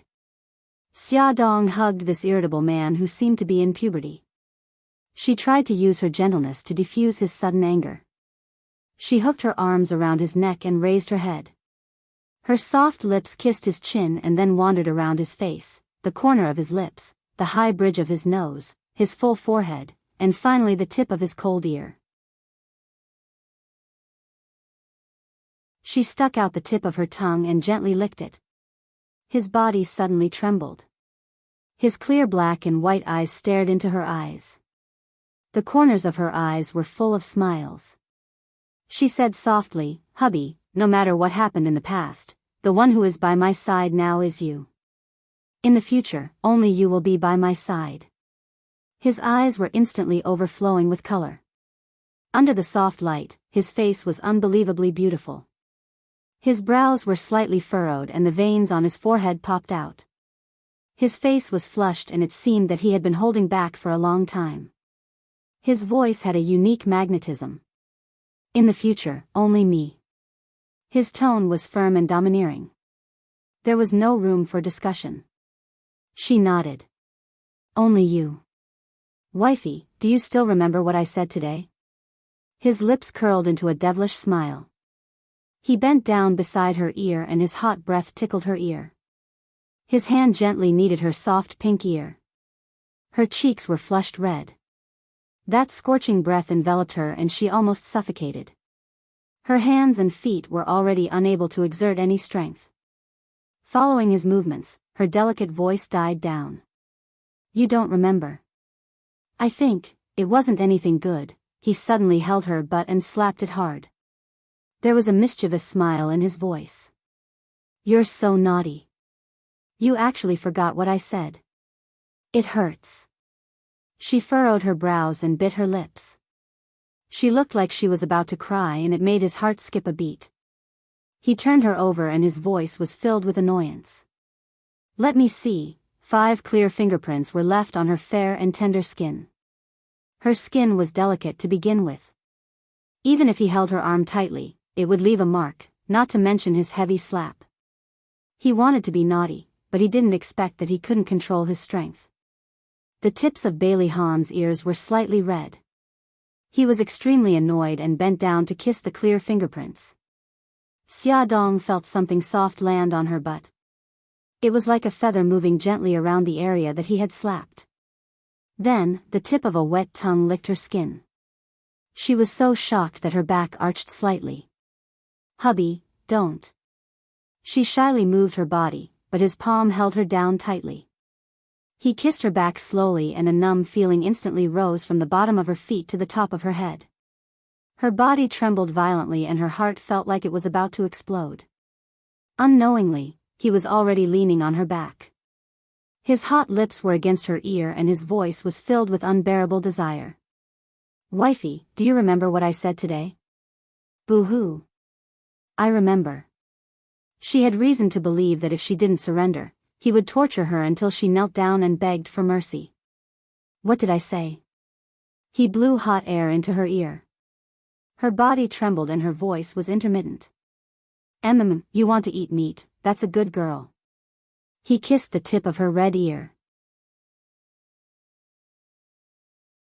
That night, Bailey Hahn, who had endured for nearly half a year, finally got what he wanted. He ate a lot of meat. After eating the meat, he carried the unconscious Xia Dong into the bathroom and cleaned her up. Then, he held her in his arms and fell into a deep sleep with a satisfied expression on his face.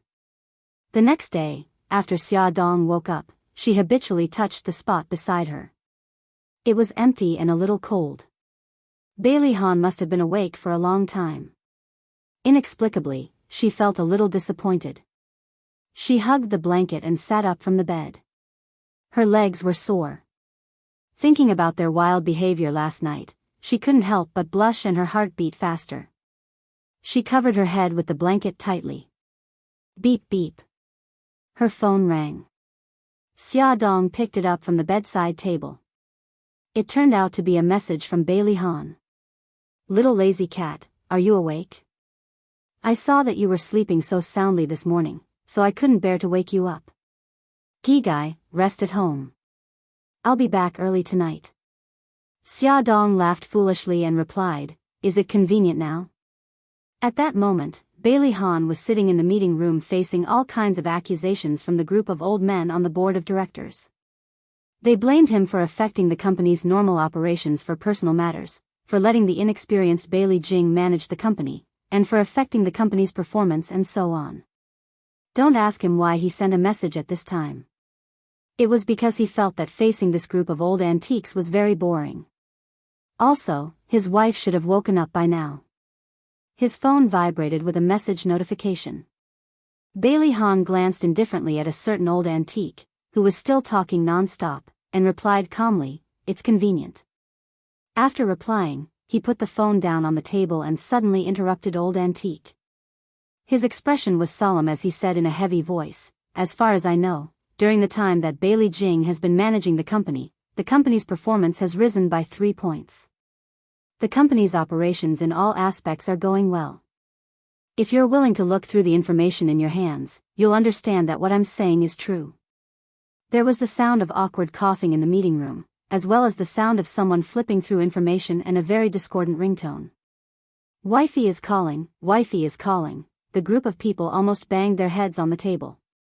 Under their strange gazes, Bailey Han calmly answered the phone and said softly, "Wait a minute." He raised his head and swept his gaze over the people in the meeting room. His gentle voice instantly turned cold. "Today's meeting is over." He abruptly got up, pushed his chair back, and strode out of the room. His voice was gentle again. "Wifey, have you had breakfast?" He hadn't deliberately lowered his voice, so everyone in the meeting room heard him. Everyone's expressions became very interesting. Lu Zihao very calmly helped his boss tidy up the information on the table. Before he walked out of the meeting room, he gently and kindly reminded everyone who was already petrified, "Everyone, the meeting is over." On the other side, Xia Dong scratched her head with a puzzled expression. "Just now, I think I heard you say something about a meeting. Did I interrupt your meeting?" "No, I have to thank you for saving me from that boring meeting." Bailey Han sat on the sofa with his legs crossed and his body stretched out. He had a cheerful expression on his face and the corners of his lips curled up. "Actually, it's nothing." Xia Dong's slender fingers clutched the corner of the blanket as she stammered, It's just that what?" Bailey Han asked, the smile on his handsome face growing gentler. "Air." Xia Dong felt like she was going to throw caution to the wind. She gritted her teeth and said stiffly, "It's just that I'm not used to not seeing you when I wake up in the morning." "Oh," he said solemnly, and didn't respond again. Xia Dong was a little discouraged. She didn't seem to be born with the gift of sweet words. Moreover, his reaction was so cold. She was angry and was about to hang up when he suddenly raised his eyebrows. "That's it? I thought you would say that you missed me and couldn't bear to part with me." Her eyes widened. After a while, she said softly, "Just take it that I meant it." "How can I take it that way?" "Since you missed me, then tell me. I want to hear it from you personally." Bailey Han's gentle voice had a hint of bewitchment. All right, it wasn't like she hadn't said it before. She would just tell him. Fortunately, he couldn't see her blushing face. She was relieved. She lay on the bed and rolled around. "Hubby, I missed you." "I missed you too." His eyes were full of smiles. He seemed to have thought of something as his lips curled into a mischievous smile. "There's an ointment in the drawer on the right." "What is it for?" "The wound on your butt." His words were concise, but she blushed. Her mind couldn't help but think of some scenes that made her blush and her heart race. She knocked on her forehead to stop herself from letting her imagination run wild. She quickly found an excuse to hang up the phone. "I'm hungry. I'm going to eat first. Bye-bye." He chuckled. "Okay." Xia Dong came out of the bathroom after washing up. When she heard the sound of a message on her phone, she thought it was from Bailey Han again. She quickly took out her phone to check, but she didn't expect to see a message from a stranger. The content of the message made her face turn pale. "I'm Xiao Bao's biological mother. Awesome novel, Hongcha 866.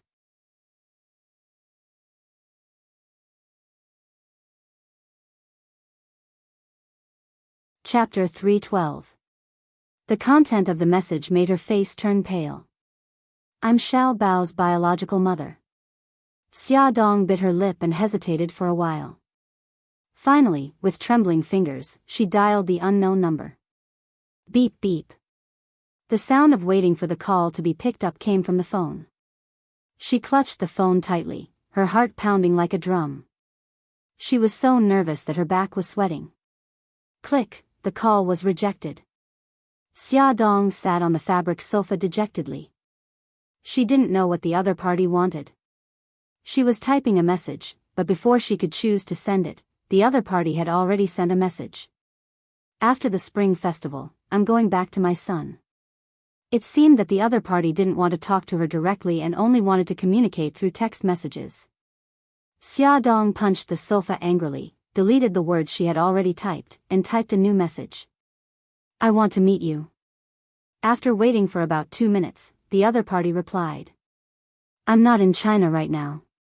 Be prepared. After the spring festival, I'm going to take my son back. Xia Dong could no longer control her anger and quickly typed a message. What is this? You were the one who abandoned Xiao Bao back then, and now you want to take him back. Have you considered Xiao Bao's feelings? 10 minutes, half an hour, there was still no reply. Xia Dong called again, but the other party had already turned off the phone. I'm so angry. Xia Dong punched the sofa fiercely. She still couldn't vent her anger, so she used the cushion as a punching bag and punched it to vent her anger.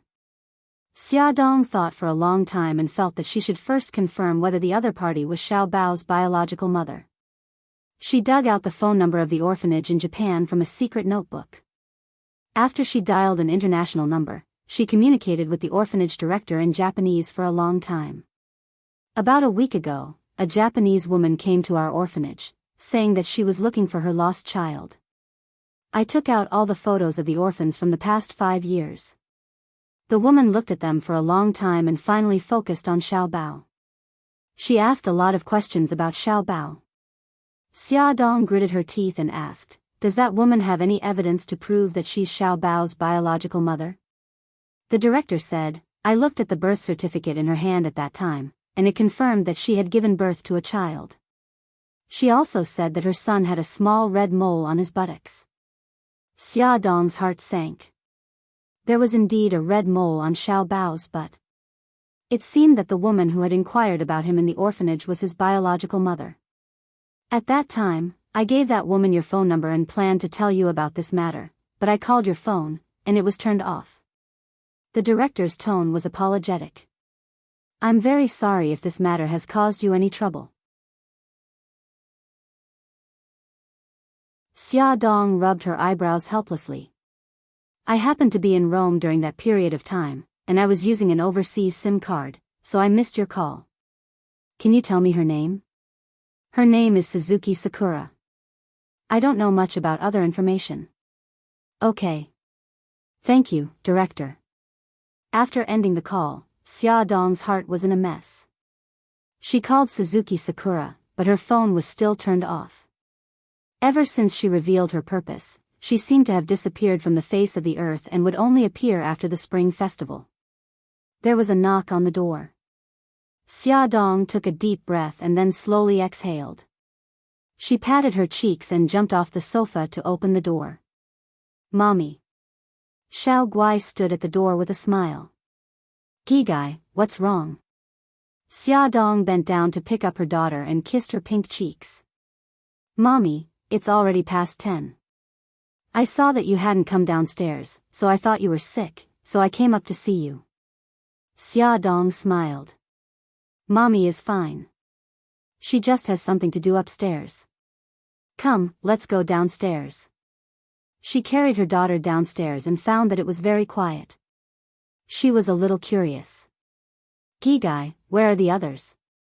Xiao Guai played with her chubby little fingers and said softly, Sister Hai Hai is sleeping. Great-grandma and great-grandpa are in the study. Grandpa and Daddy went to work. Aunt Jing also went to work. Grandma has a date with the other grandmas, so she went out to play. Brother and Brother E are building a snowman outside. Xia Dong couldn't help but laugh. She rubbed her beautiful short hair. Gigai is like a loudspeaker, reporting everyone's situation. Xiao Guai blinked her big bright eyes and giggled. The loudspeaker is very loud, and my voice is very gentle. The boys in the kindergarten all like my voice. You're so smug, little rascal. Xia Dong pinched her cute little nose. Let's go. Let's go see your two little brothers. Before the two of them went out, they wrapped themselves in thick down jackets. Xia Dong put a little down hat and a red scarf on Xiao Guai. Then she held her little hand and walked to the back garden where her two sons were building snowmen. It snowed heavily last night, and the whole world was dyed white. The trees were covered in white coats, and the lawn was covered with snow-white blankets. The diligent servants had already cleared the snow on the road, making it very convenient to walk. Xiao Yi and Xiao Bao were building snowmen on the snow-covered lawn.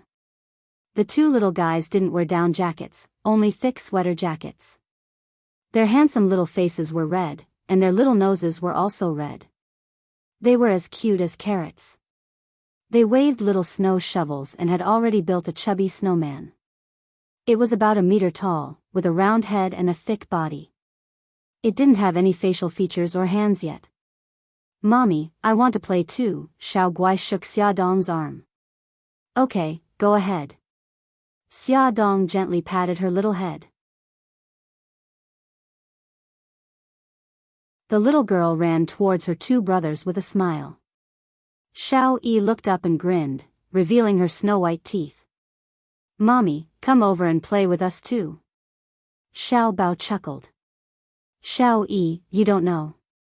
Mommy is most afraid of the cold. She won't come over. Who said I won't come over? Don't look down on me. Xia Dong snorted and walked over to her two sons through the thick snow. Xiao Yi and Xiao Bao covered their mouths and snickered. Xiao Guai tilted her head and looked at the snowman for a while.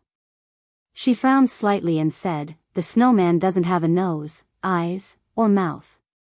What are you going to use to replace them? Gigai, use this as the eyes and mouth. Xiao Yi slowly took out something from his trouser pocket and extended his hand in front of Xiao Guai. Okay. Xiao Guai nodded happily and took two black buttons from his hand. I'm going to put on the snowman's eyes. She tiptoed, picked up a button, and pressed it on the snowman's face. Button a little to the left, a little lower, the children happily dressed the snowman. Xia Dong's lips curled up. She walked not far away, broke off two branches from a tree, and stuck them on both sides of the snowman's body. She raised her eyebrows proudly. Use this as the snowman's arms. Does it look good? Xiao Bao stared at the hat on her head. His big eyes blinked quickly and he revealed a cute smile. Mommy, are you cold? Xia Dong shook her head. I'm not cold. He pointed at the hat on her head and continued to blink cutely. Then contribute your hat to the snowman. Aha, I thought you cared about me. Xia Dong grumbled, but she still willingly contributed the hat and put it on the snowman's head. I'm still missing a scarf. Xiao Bao continued to blink. Okay, contribute it all. Xia Dong took off the scarf and tied it around the snowman's neck. Wow, it's so beautiful. Xiao Guai screamed and clapped. I'm still missing a nose. Xiao Yi rubbed his chin. He took out a finger-thick carrot from his other trouser pocket and pressed it between the snowman's eyes and mouth. It's perfect now. He grinned. Wait a minute, I want to take a photo as a souvenir. Xia Dong had an idea. She quickly ran upstairs to get the camera. When she ran to the door of the living room, the butler appeared with a smile and a camera. Young madam, I'll take a photo for you. Okay, thank you.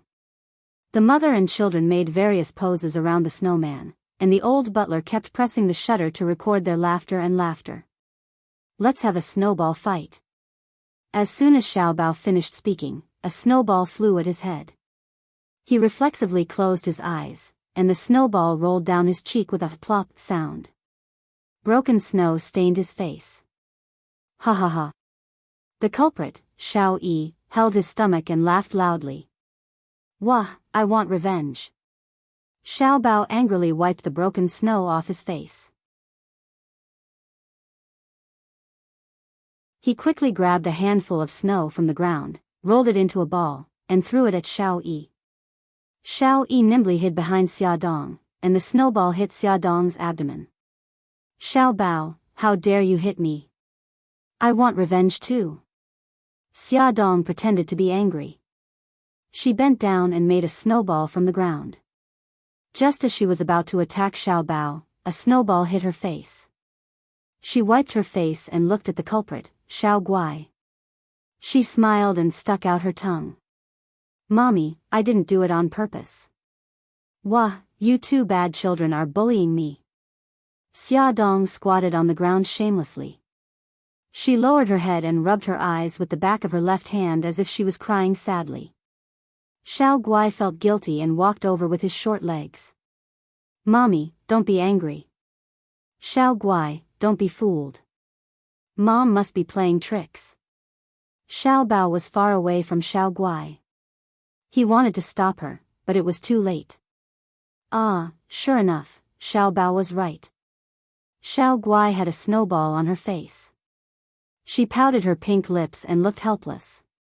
She was so pitiful. Xiao Yi and Xiao Bao ran toward Xiao Guai. Mommy, you're too cunning. Xiao Yi wiped the snow off Xiao Guai's face with a helpless expression. All's fair in war.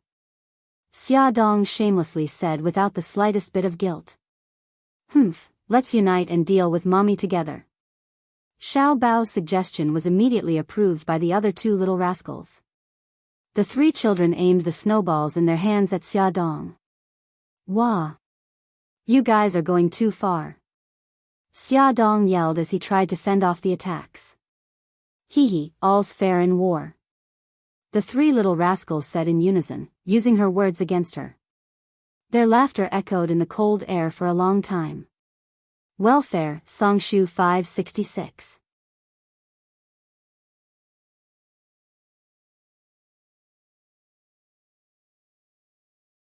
Chapter 313. Xia Dong didn't know how to tell Bailey Han about Xiao Bao's background. After hesitating for 2 days, they welcomed the spring festival. The old mansion was full of celebration. The servants hung lanterns around the mansion and the couplets written by Bailey Han were pasted on the gate. Bailey Yun had rushed back from America to reunite with his family. Dowda was the most affectionate towards him and almost pushed him to the ground. She licked his face with her long tongue and saliva was all over his face. They hadn't seen each other for more than half a year, and Bailey Han had become even more mature. He was confident, elegant, and graceful, and his every movement carried a more steady and gentle temperament. He smiled and raised his slender eyes slightly. He hugged his family members one by one. Finally, he stood in front of Xia Dong and the smile in his eyes faded. Long time no see, sister-in-law. Xia Dong reached out her hand and smiled sincerely. Welcome back, Yun. He reached out and held her hand very tightly, as if he wanted to hold her hand in his palm and not let go. Xia Dong tried hard to pull her hand away but failed. Her bright smile became unnatural and she had to remind him. Ah Yun, Bai Lian's lips curled up slightly, and he slowly let go of her hand. Bailey Han quietly put his arm around Xia Dong's shoulder and smiled. Ah Yun, I heard that your business in America is doing very well. Congratulations. Bailey Yun put his hands in his trouser pockets and raised his eyebrows. Oh, it's not bad. I plan to enter the China market this summer. Bailey Han patted Xia Dong's shoulder and motioned for her to take care of the children. He reached out and invited Bailey Yun to sit on the sofa. Father is very happy that you have achieved so much. Is that so? Bailey Yun leaned against the sofa and crossed his legs. He looked indifferent and casually glanced at Xia Dong, who was carrying Hai upstairs.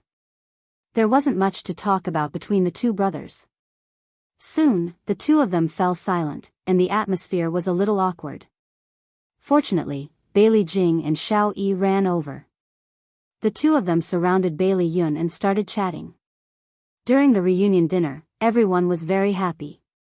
Bailey Xiong was in high spirits. Suddenly, he picked up food for Bai Jinxiu on a whim. Bai Jinxiu pursed her lips and smiled. Her cheeks were a little hot.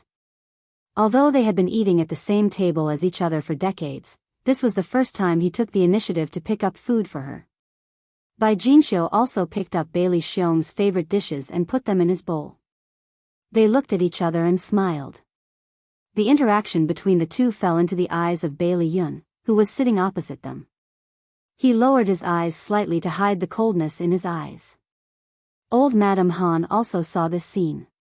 She pursed her lips in satisfaction and looked around. When she saw that there were many children and grandchildren in the room, she was even happier. She smiled and said, "Today is a good day for our family to reunite. Except for the children, everyone should drink to celebrate." Old Madame Han was usually very strict and didn't allow the family to drink. She only relaxed her control on festive days and allowed everyone to drink a few glasses. Xia Dong looked up at Bailey Han with a troubled expression. She would get drunk as soon as she drank. What if she got drunk and made a fool of herself? Bailey Han held her hand comfortingly and looked at old Madame Han. "Grandma, Xia is not in good health. The doctor said that she can't drink. Let her drink instead."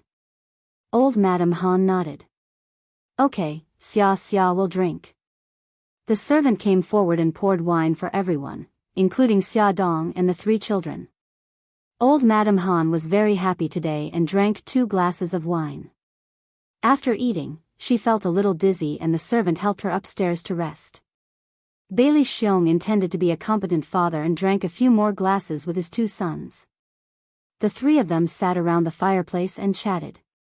Xia Dong held Hai in her arms and accompanied by Jinxiu to watch TV. The 3 children sat on the thick carpet and played games. Laughter could be heard from time to time. The atmosphere of the whole family was very warm and intoxicating. Xia Dong turned her head to look at Bailey Han. The firelight reflected on his face and outlined the contours of his face. He seemed to feel her gaze and suddenly turned his head. There was a smile in his clear black and white eyes. The corners of her lips couldn't help but curl up. The sound of firecrackers and fireworks could be heard outside. She didn't know why, but she suddenly remembered what Suzuki Chisakura said. She was going to take Xiao Bao away after the spring festival. Her mood suddenly became a little down. The pleasant ringtone of the phone interrupted Xia Dong's thoughts. She heard Bailey Xiong answer the phone. "I'm at home now and can't go. Go to bed early. Yun is back. I'll ask him to visit you tomorrow. It should be Lu Xiao calling." Xia Dong noticed that Bai Jinxiu's fingers moved and the corners of her lips curled up. Bailey Xiong patted Bailey Yun's shoulder and looked a little drunk. Yun, go see your mother tomorrow. She misses you very much." Bailey Yun nodded slightly. "I know, Dad. I'm a little drunk. I'm going upstairs to rest. You should rest early too." "Okay, go ahead." Bailey Xiong waved his hand. Bailey Xiong and Bailey Han chatted for a while before the 2 of them left. Bailey Han took Hai from Xia Dong's arms. The couple said goodnight to the elders and then asked the children to go upstairs to rest. Bailey Xiong sat beside Bai Jinxiu and leaned against the sofa. He whispered lazily, "It's just the 2 of us now. Do you want to stay up late?" The corners of Bai Jinxiu's lips curled up slightly. Looking at his drunken appearance, she said lightly, "Why stay up late? You're already so drunk. You know that you're getting old, but you don't know how to control yourself." In the past, Bailey Xiong would feel very unhappy when he heard her say such slightly accusatory words. But today, he didn't know if it was because he was drunk, but he actually felt that these words sounded very pleasing to his ears. He suddenly stretched out his arm and hugged her, who was sitting upright and still. He put his finger on her lips and smiled. "Why don't you know how to say something nice? His sudden intimate action made Bai Jinxiu very uncomfortable. Her cheeks were hot and she pushed him. Hurry up and let go. Be careful not to let the children see. Then let's go back to the room and not let them see. Bailey Xiong suddenly got up and pulled her up from the sofa. He held her tightly in his arms. Come, let's go back to the room. Bai Jinxiu was born into a scholarly family and had cultivated a noble and elegant manner since she was young. She had always disdained such unrestrained behavior. Moreover, Bailey Xiong had never treated her like this. At this moment, being held in his arms, she was embarrassed and angry. She lowered her voice and said, Bailey Xiong, hurry up and let go of me. Bailey Xiong stared fixedly at her face. She usually took good care of herself and there were no wrinkles on her skin. It was delicate and fair like a prostitute's. At this moment, she was embarrassed and angry, and her skin was faintly pink. He couldn't help but feel a little restless. Under the influence of alcohol, he suddenly carried her up horizontally. Although his steps were messy, he didn't stumble. She nervously grabbed his clothes and whispered, What are you doing? Hurry up and put me down. He laughed deeply. Of course I'm carrying you back to the room. Don't be noisy. Be careful not to let the children hear. Bai Jinxiu bit her lip and glared at him angrily. Their room was on the 3rd floor. Fortunately, Bailey Xiong paid attention to exercise and Bai Jinxiu was very light, so he was able to successfully carry her upstairs. After they entered the bedroom and closed the door, Bailey Yun's figure flashed out from the corner of the stairs. He stared at the door with a deep gaze and gripped the phone tightly in his hand. Hey, Yun, why are you suddenly not talking? Lu Xiaoxiao's voice came from the phone. He put the phone to his ear and said in a deep voice, I advise you to leave Bailey Xiong as soon as possible. Lu Xiaoxiao was stunned. Yun, why are you suddenly saying that? Bailey Yun's lips curled into a mocking smile. In the past, after the reunion dinner, you could summon Bailey Xiong over with a phone call. Tonight, you can't. Haven't you thought about the reason? Lu Xiaoxiao was silent for a moment and said, I know. He rarely comes to my place recently, but I've been with him for so many years. How can I be willing to give up? The mocking smile on his lips became more obvious. After so many years, you're still dreaming of being a rich lady. When will you wake up?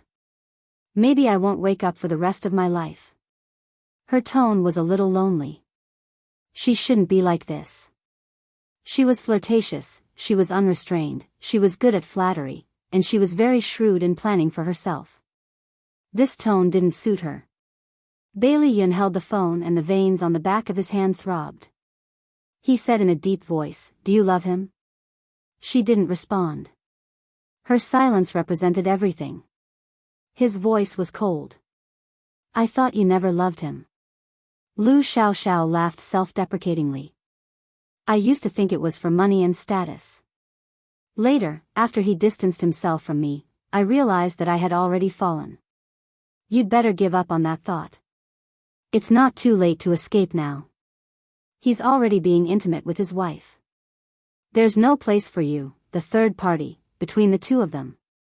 His words were cold and ruthless, and they ruthlessly tore open Lu Xiaoxiao's scars.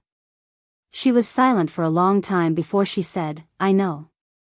Bailey Yun said coldly, although I don't want to admit it, I'm your son. I'll be responsible for raising you. Don't betray yourself anymore. Lu Xiaoxiao laughed.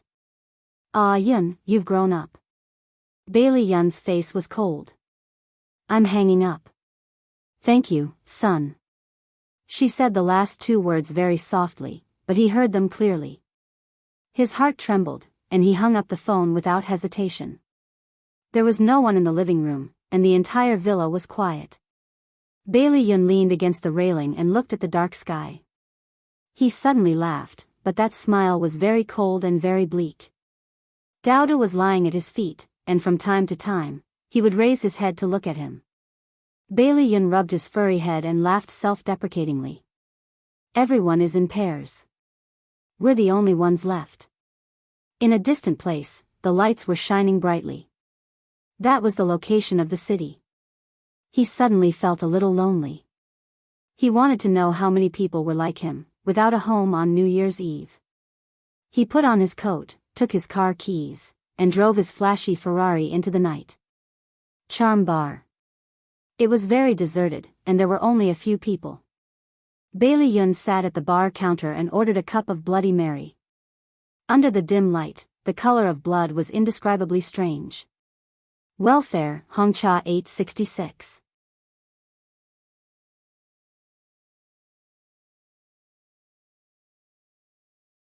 Chapter 314. Bailey Yun took out his phone and called Xiao Tianxing. I'm at your bar. Come out and have a drink with me. Xiao Tianxing's voice was very low. Tomorrow. Now the old man is educating me. Bailey Yun chuckled. Okay, I wish you a safe retreat. Xiao Tianxing sighed helplessly. He wanted to say something, but his father's roar came from the other end. Which rascal is calling you again? It's the new year. Are you going to go out and cause trouble? I'm hanging up. Xiao Tianxing hurriedly said and hung up the phone. Bailey Yun stared at his phone and shook his head with a smile. He made a few more calls to his former friends, but none of them had time to accompany him.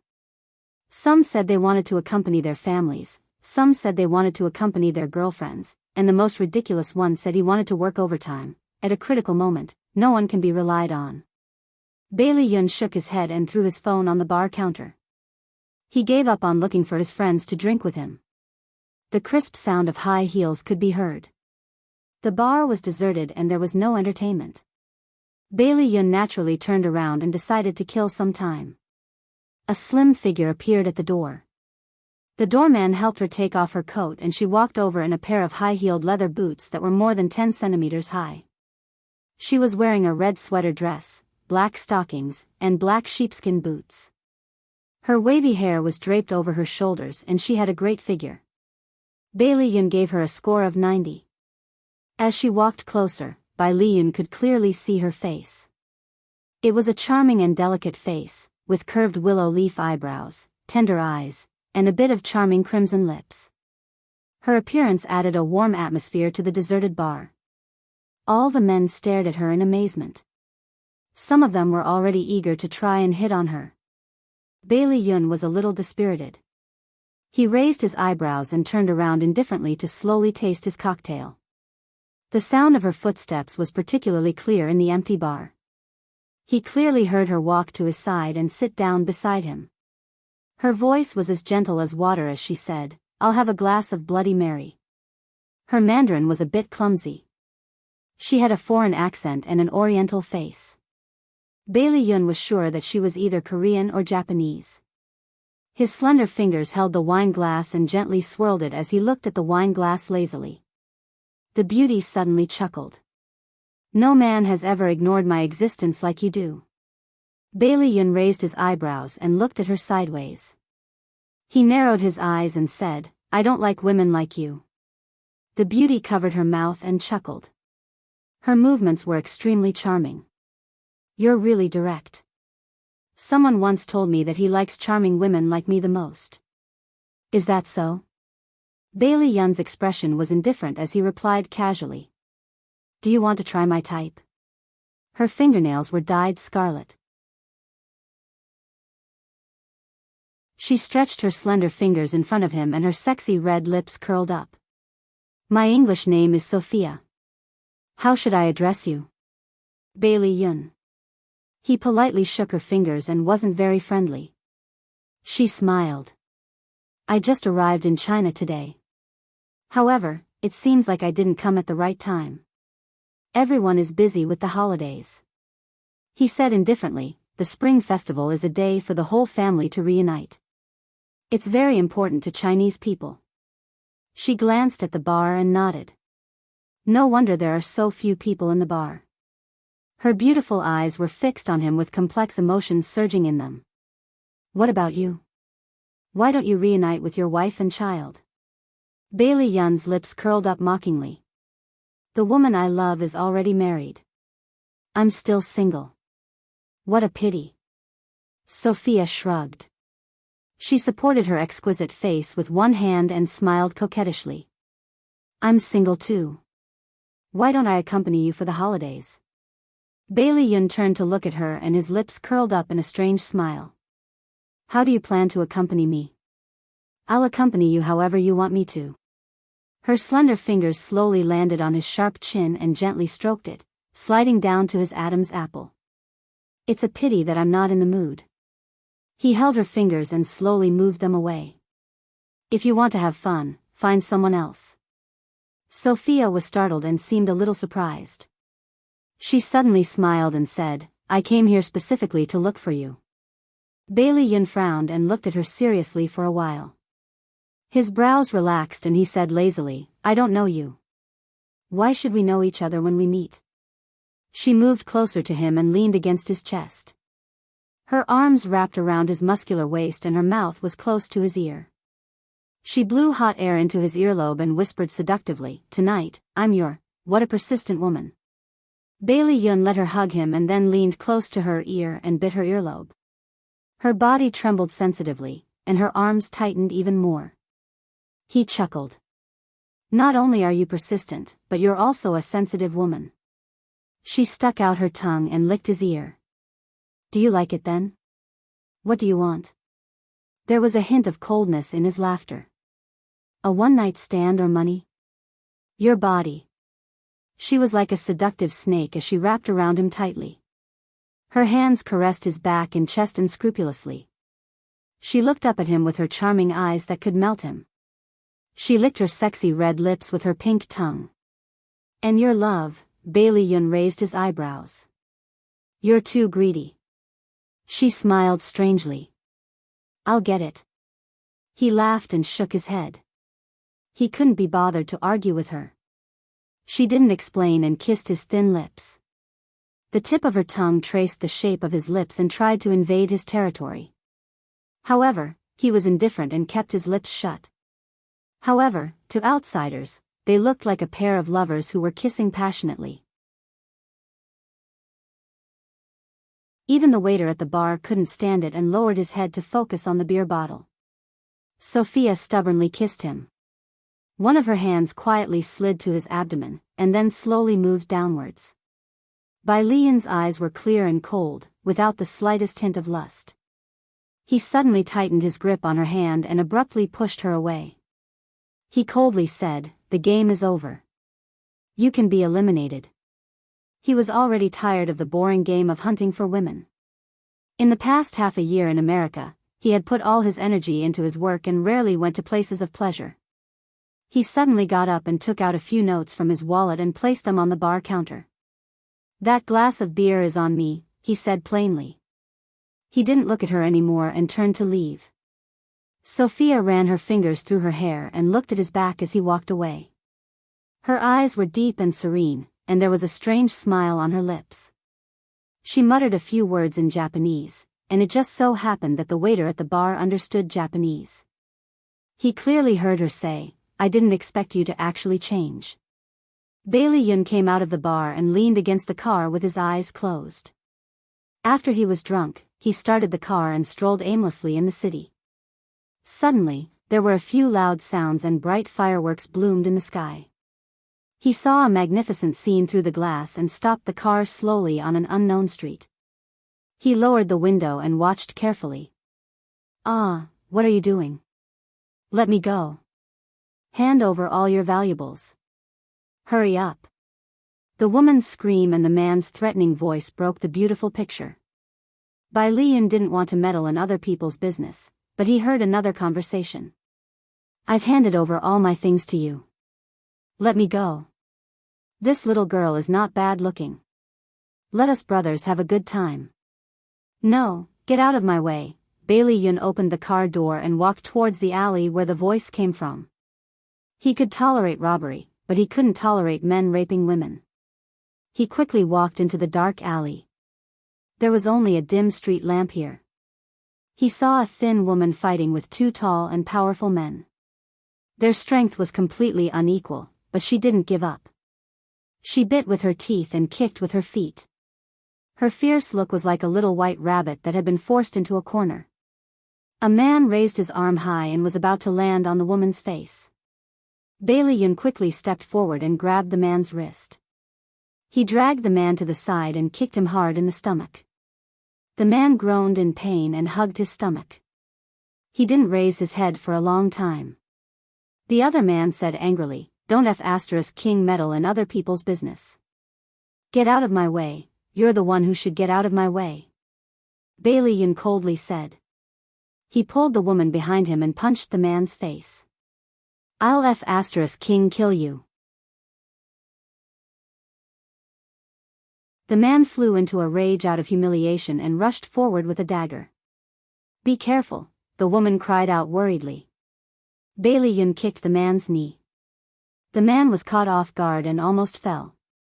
He took the opportunity to snatch the dagger in his hand and threw it far away. Then, he flew up and kicked the man's crotch. "Ouch!" the man howled in pain. He was even louder than his companions. He hugged his lower body and rolled on the ground. "Pick up your things and go," Bailey Yun said coldly. "Oh, okay." The woman carefully picked up her handbag from the ground and followed behind Bailey Yun. They left this troublesome place. When they reached the brightly lit avenue, Bailey Yun turned around and looked at the woman behind him. He said indifferently, "Where do you live? I'll send you back." It was the middle of the night and it was New Year's Eve. It was definitely not easy to get a taxi. The woman was stunned. She pointed at him and shouted, "Bailey Yun, it's you." Bailey Yun looked at her seriously and frowned. "Li Duobao?" Yes, it's me. I didn't expect you to remember me." Li Duobao tucked her messy hair behind her ear and laughed. "I thought your voice was familiar. I didn't expect to meet an old acquaintance." Bailey Yun frowned even more. "Why are you here?" Li Duobao's round face revealed an uncomfortable expression.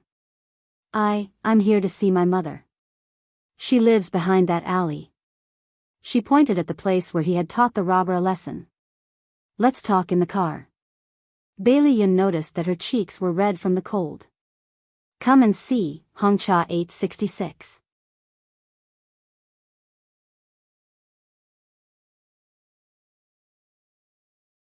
Chapter 315. "Oh, okay." Li Duobao obediently followed him into the car. "Tell me. Since you're going to visit your mother, why are you here in the middle of the night?" Bailey Yun turned to stare at her, looking a little unhappy. She lowered her head, twiddled her slender fingers, and said softly, "My mother remarried, and my stepfather often drinks. When he's drunk, he'll go crazy and say some nasty things. He even does some very strange things. Tonight, he got drunk again, so I decided to go back to my own house." Bailey Yun's eyes narrowed, and his well-defined fingers gripped the steering wheel tightly. He said in a deep voice, "Did he violate you?" Li Duobao lowered her head even more. After a long time, she let out a soft "Did he succeed?"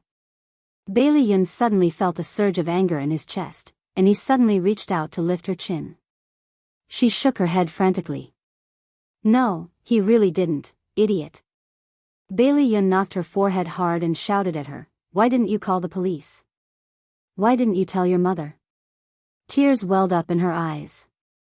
I lost my father when I was young, and my mother raised me alone. It wasn't easy for me to find happiness.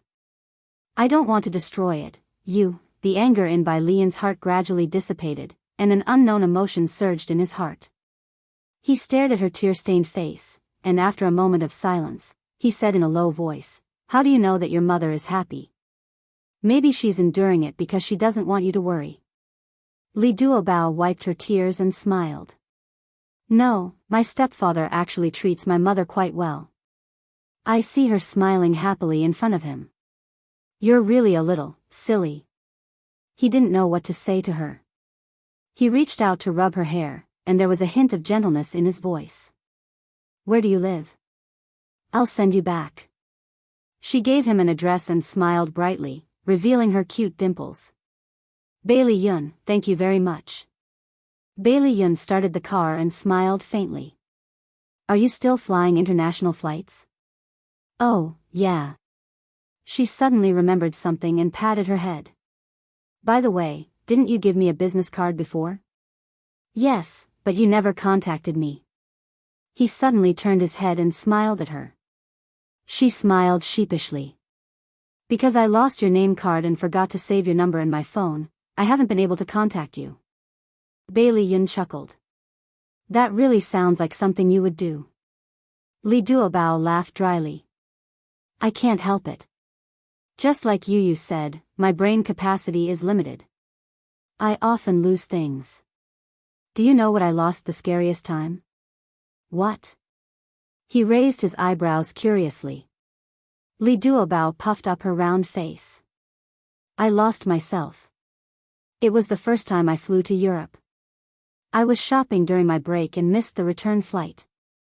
The leader scolded me terribly. Bailey Yun laughed out loud and finally stopped laughing. He looked at her in surprise. Li Duobao, I'm very curious. How did you grow up safely? Don't mention it again. She covered her face in shame. Bailey Yun laughed again. Ever since he went to America, he rarely laughed so happily. After sending her to her house, Bailey Yun smiled. Rest early. She nodded. Okay, thank you. I'll treat you to a meal when you have time. Which day? Huh? Didn't you want to treat me to a meal? You. Actually, she was just saying it casually. She laughed dryly. As long as I have time, any day is fine. Bailey Yun touched his chin. How about the day after tomorrow? Li Duobao scratched her head. Well, the day after tomorrow is the second day of the Lunar New Year, yes, I know. Then, don't you need to accompany your family or visit relatives and friends? I'm going to visit my mother tomorrow. I'm free the day after tomorrow. He looked up at her. Do you still want to go to your stepfather's place? No, she shook her head frantically. Then it's settled. I'll pick you up the day after tomorrow. He opened the car door for her. Just like that, it's settled. Oh, okay then. Li Duobao got out of the car and waved. Goodbye. Hurry up and go home. It's already very late. Okay, hurry up and go up. She was wearing a thick coat and looked round. Bailey Yun felt that she was very cute as she ran to the building foolishly. His lips curled into a warm smile. When Bailey Yun drove back to the old house, it was already past 1:00 in the morning. He slept until 10:00 in the morning. When he woke up, he found that his family was already gone. He asked the butler. The butler said, second young master, master and madam took eldest young master and his wife, as well as third miss to the Bai family. Master asked you not to forget to go to Xinhua Villa. Madam asked you to give these gifts to Mrs. Liu. The butler took a box from the table and handed it to him. He opened it and saw a pearl necklace and a pair of matching pearl earrings. Bailey Yun's eyes flashed with a touch of ridicule. Bai Jinxiu, who had always despised him and his mother, was now acting like a generous wife. She even gave his mother expensive jewelry. What was this? Showing off? Bailey Yun threw the box to the passenger seat and drove to Xinhua Villa where Lu Xiaoxiao lived. The Bai family. Bai Jinxiu's mother's family was also a very prestigious family in City A. Bai Jinxiu's grandfather, Old Master Bai, was a famous scholar in the Republic of China. Her father, Old Master Bai, was the president of a key university in a city. Xia Dong had seen Old Master Bai and Old Madam Bai at the wedding banquet. The two elders were kind, generous, and easy to get along with. So this time, she didn't have any psychological pressure to visit the Bai family with her parents-in-law. Sister, brother-in-law, you're here. Please come in. Bai Jinxiu's brother, Bai Wanli, and his wife greeted them at the gate. The adults exchanged greetings for a while. The three children politely stepped forward and bowed. They said in unison, Uncle, Aunt, Happy New Year. Good, good. The three children are getting cuter and cuter. Madame Bai smiled and gave each of them a red envelope. The three children politely thanked her. The children of the Bai family also came forward to greet Bailey Xiong and the others. Bai Jinxiu also praised them with a smile and gave them red envelopes. Old Master Bai and Old Madame Bai were still in good health. When the two elders saw their daughter's family coming to visit, their eyebrows were full of smiles. Especially Old Madame Bai, when she saw that the relationship between her daughter and son-in-law seemed to have improved, she couldn't close her mouth. The family sat together and chatted for a while. Old Madame Bai asked Bailey Han's cousin, Bai Zhe, to lead the young people to have some fun. The elders stayed in the living room and chatted. Xiao Yi and her siblings also ran to the backyard to play under the guidance of the children of the Bai family. After lunch, Bailey Xiong accompanied his father-in-law to play chess. Old Madame Bai took her daughter into her daughter's former boudoir and secretly asked her, I see that Xiong treats you well now. Is he still in contact with the woman outside? Bai Jinxiu shook her head. Not completely, but he shouldn't have much nostalgia. That's about it. After all, they still have a son. Jinxiu, listen to Mom's advice. Don't be too strong in the future. When it's time to be soft, do it. Mom, I know. I'm already a grandmother now. If I don't grow up, the children will laugh at me. That's right. If you save his face outside, he'll naturally give you face when you're at home. The villa next to the Bai family was the home of Old Master Bai's younger brother, Bai Zongtang. Before Bai Jinxiu got married, she was very close to Bai Zongtang's family. Every year when she returned home during the spring festival, she would visit them with gifts. This year was no exception. As the younger generation, Bailey Han and Xia Dong naturally had to go with them. Xia Dong didn't expect to see Bai Meiwei here. Bai Meiwei was sitting on the sofa. She was wearing a white wool skirt and a pink silk scarf.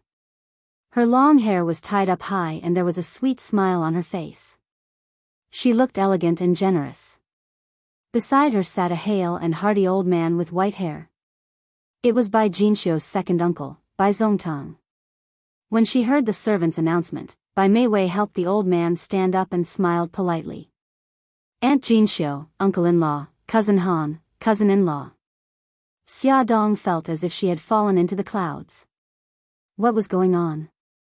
Bai Meiwei was actually Bai Zongtang's granddaughter. She was even related to her. She couldn't believe it. On the other side, Bai Jinxiu was already chatting with Bai Zongtang. Bailey Han supported Xia Dong's waist and went forward to greet Bai Zongtang. Xia Dong followed Bailey Han and called him granduncle. Bai Zongtang looked at Xia Dong and smiled kindly. So this is Han's wife. This is the first time I've seen you. Bai Zongtang and Old Master Bai were both very kind. Bai Jinxiu and the others chatted with him. Xia Dong maintained a smile on her face, but she was actually thinking about something. She inadvertently looked up and saw Bai Meiwei. She happened to be looking at Xia Dong with a strange expression. Xia Dong leaned against the balcony and admired the scenery. Bai Meiwei walked up behind her. I didn't expect to see you here. Xia Dong turned to look at her. There was a kind smile on her beautiful face, but in Xia Dong's eyes, that smile was extremely dazzling. I didn't expect it either. Bai Meiwei pursed her lips and smiled. I heard that Yi Siki and Lin Shihao are getting a divorce. Xia Dong's eyes narrowed. Her voice was cold. All of this is thanks to you. She smiled lightly and didn't feel guilty or embarrassed at all. A fly doesn't bite a flawless egg. If there was no problem between them, how could I have ruined it? Xia Dong sneered.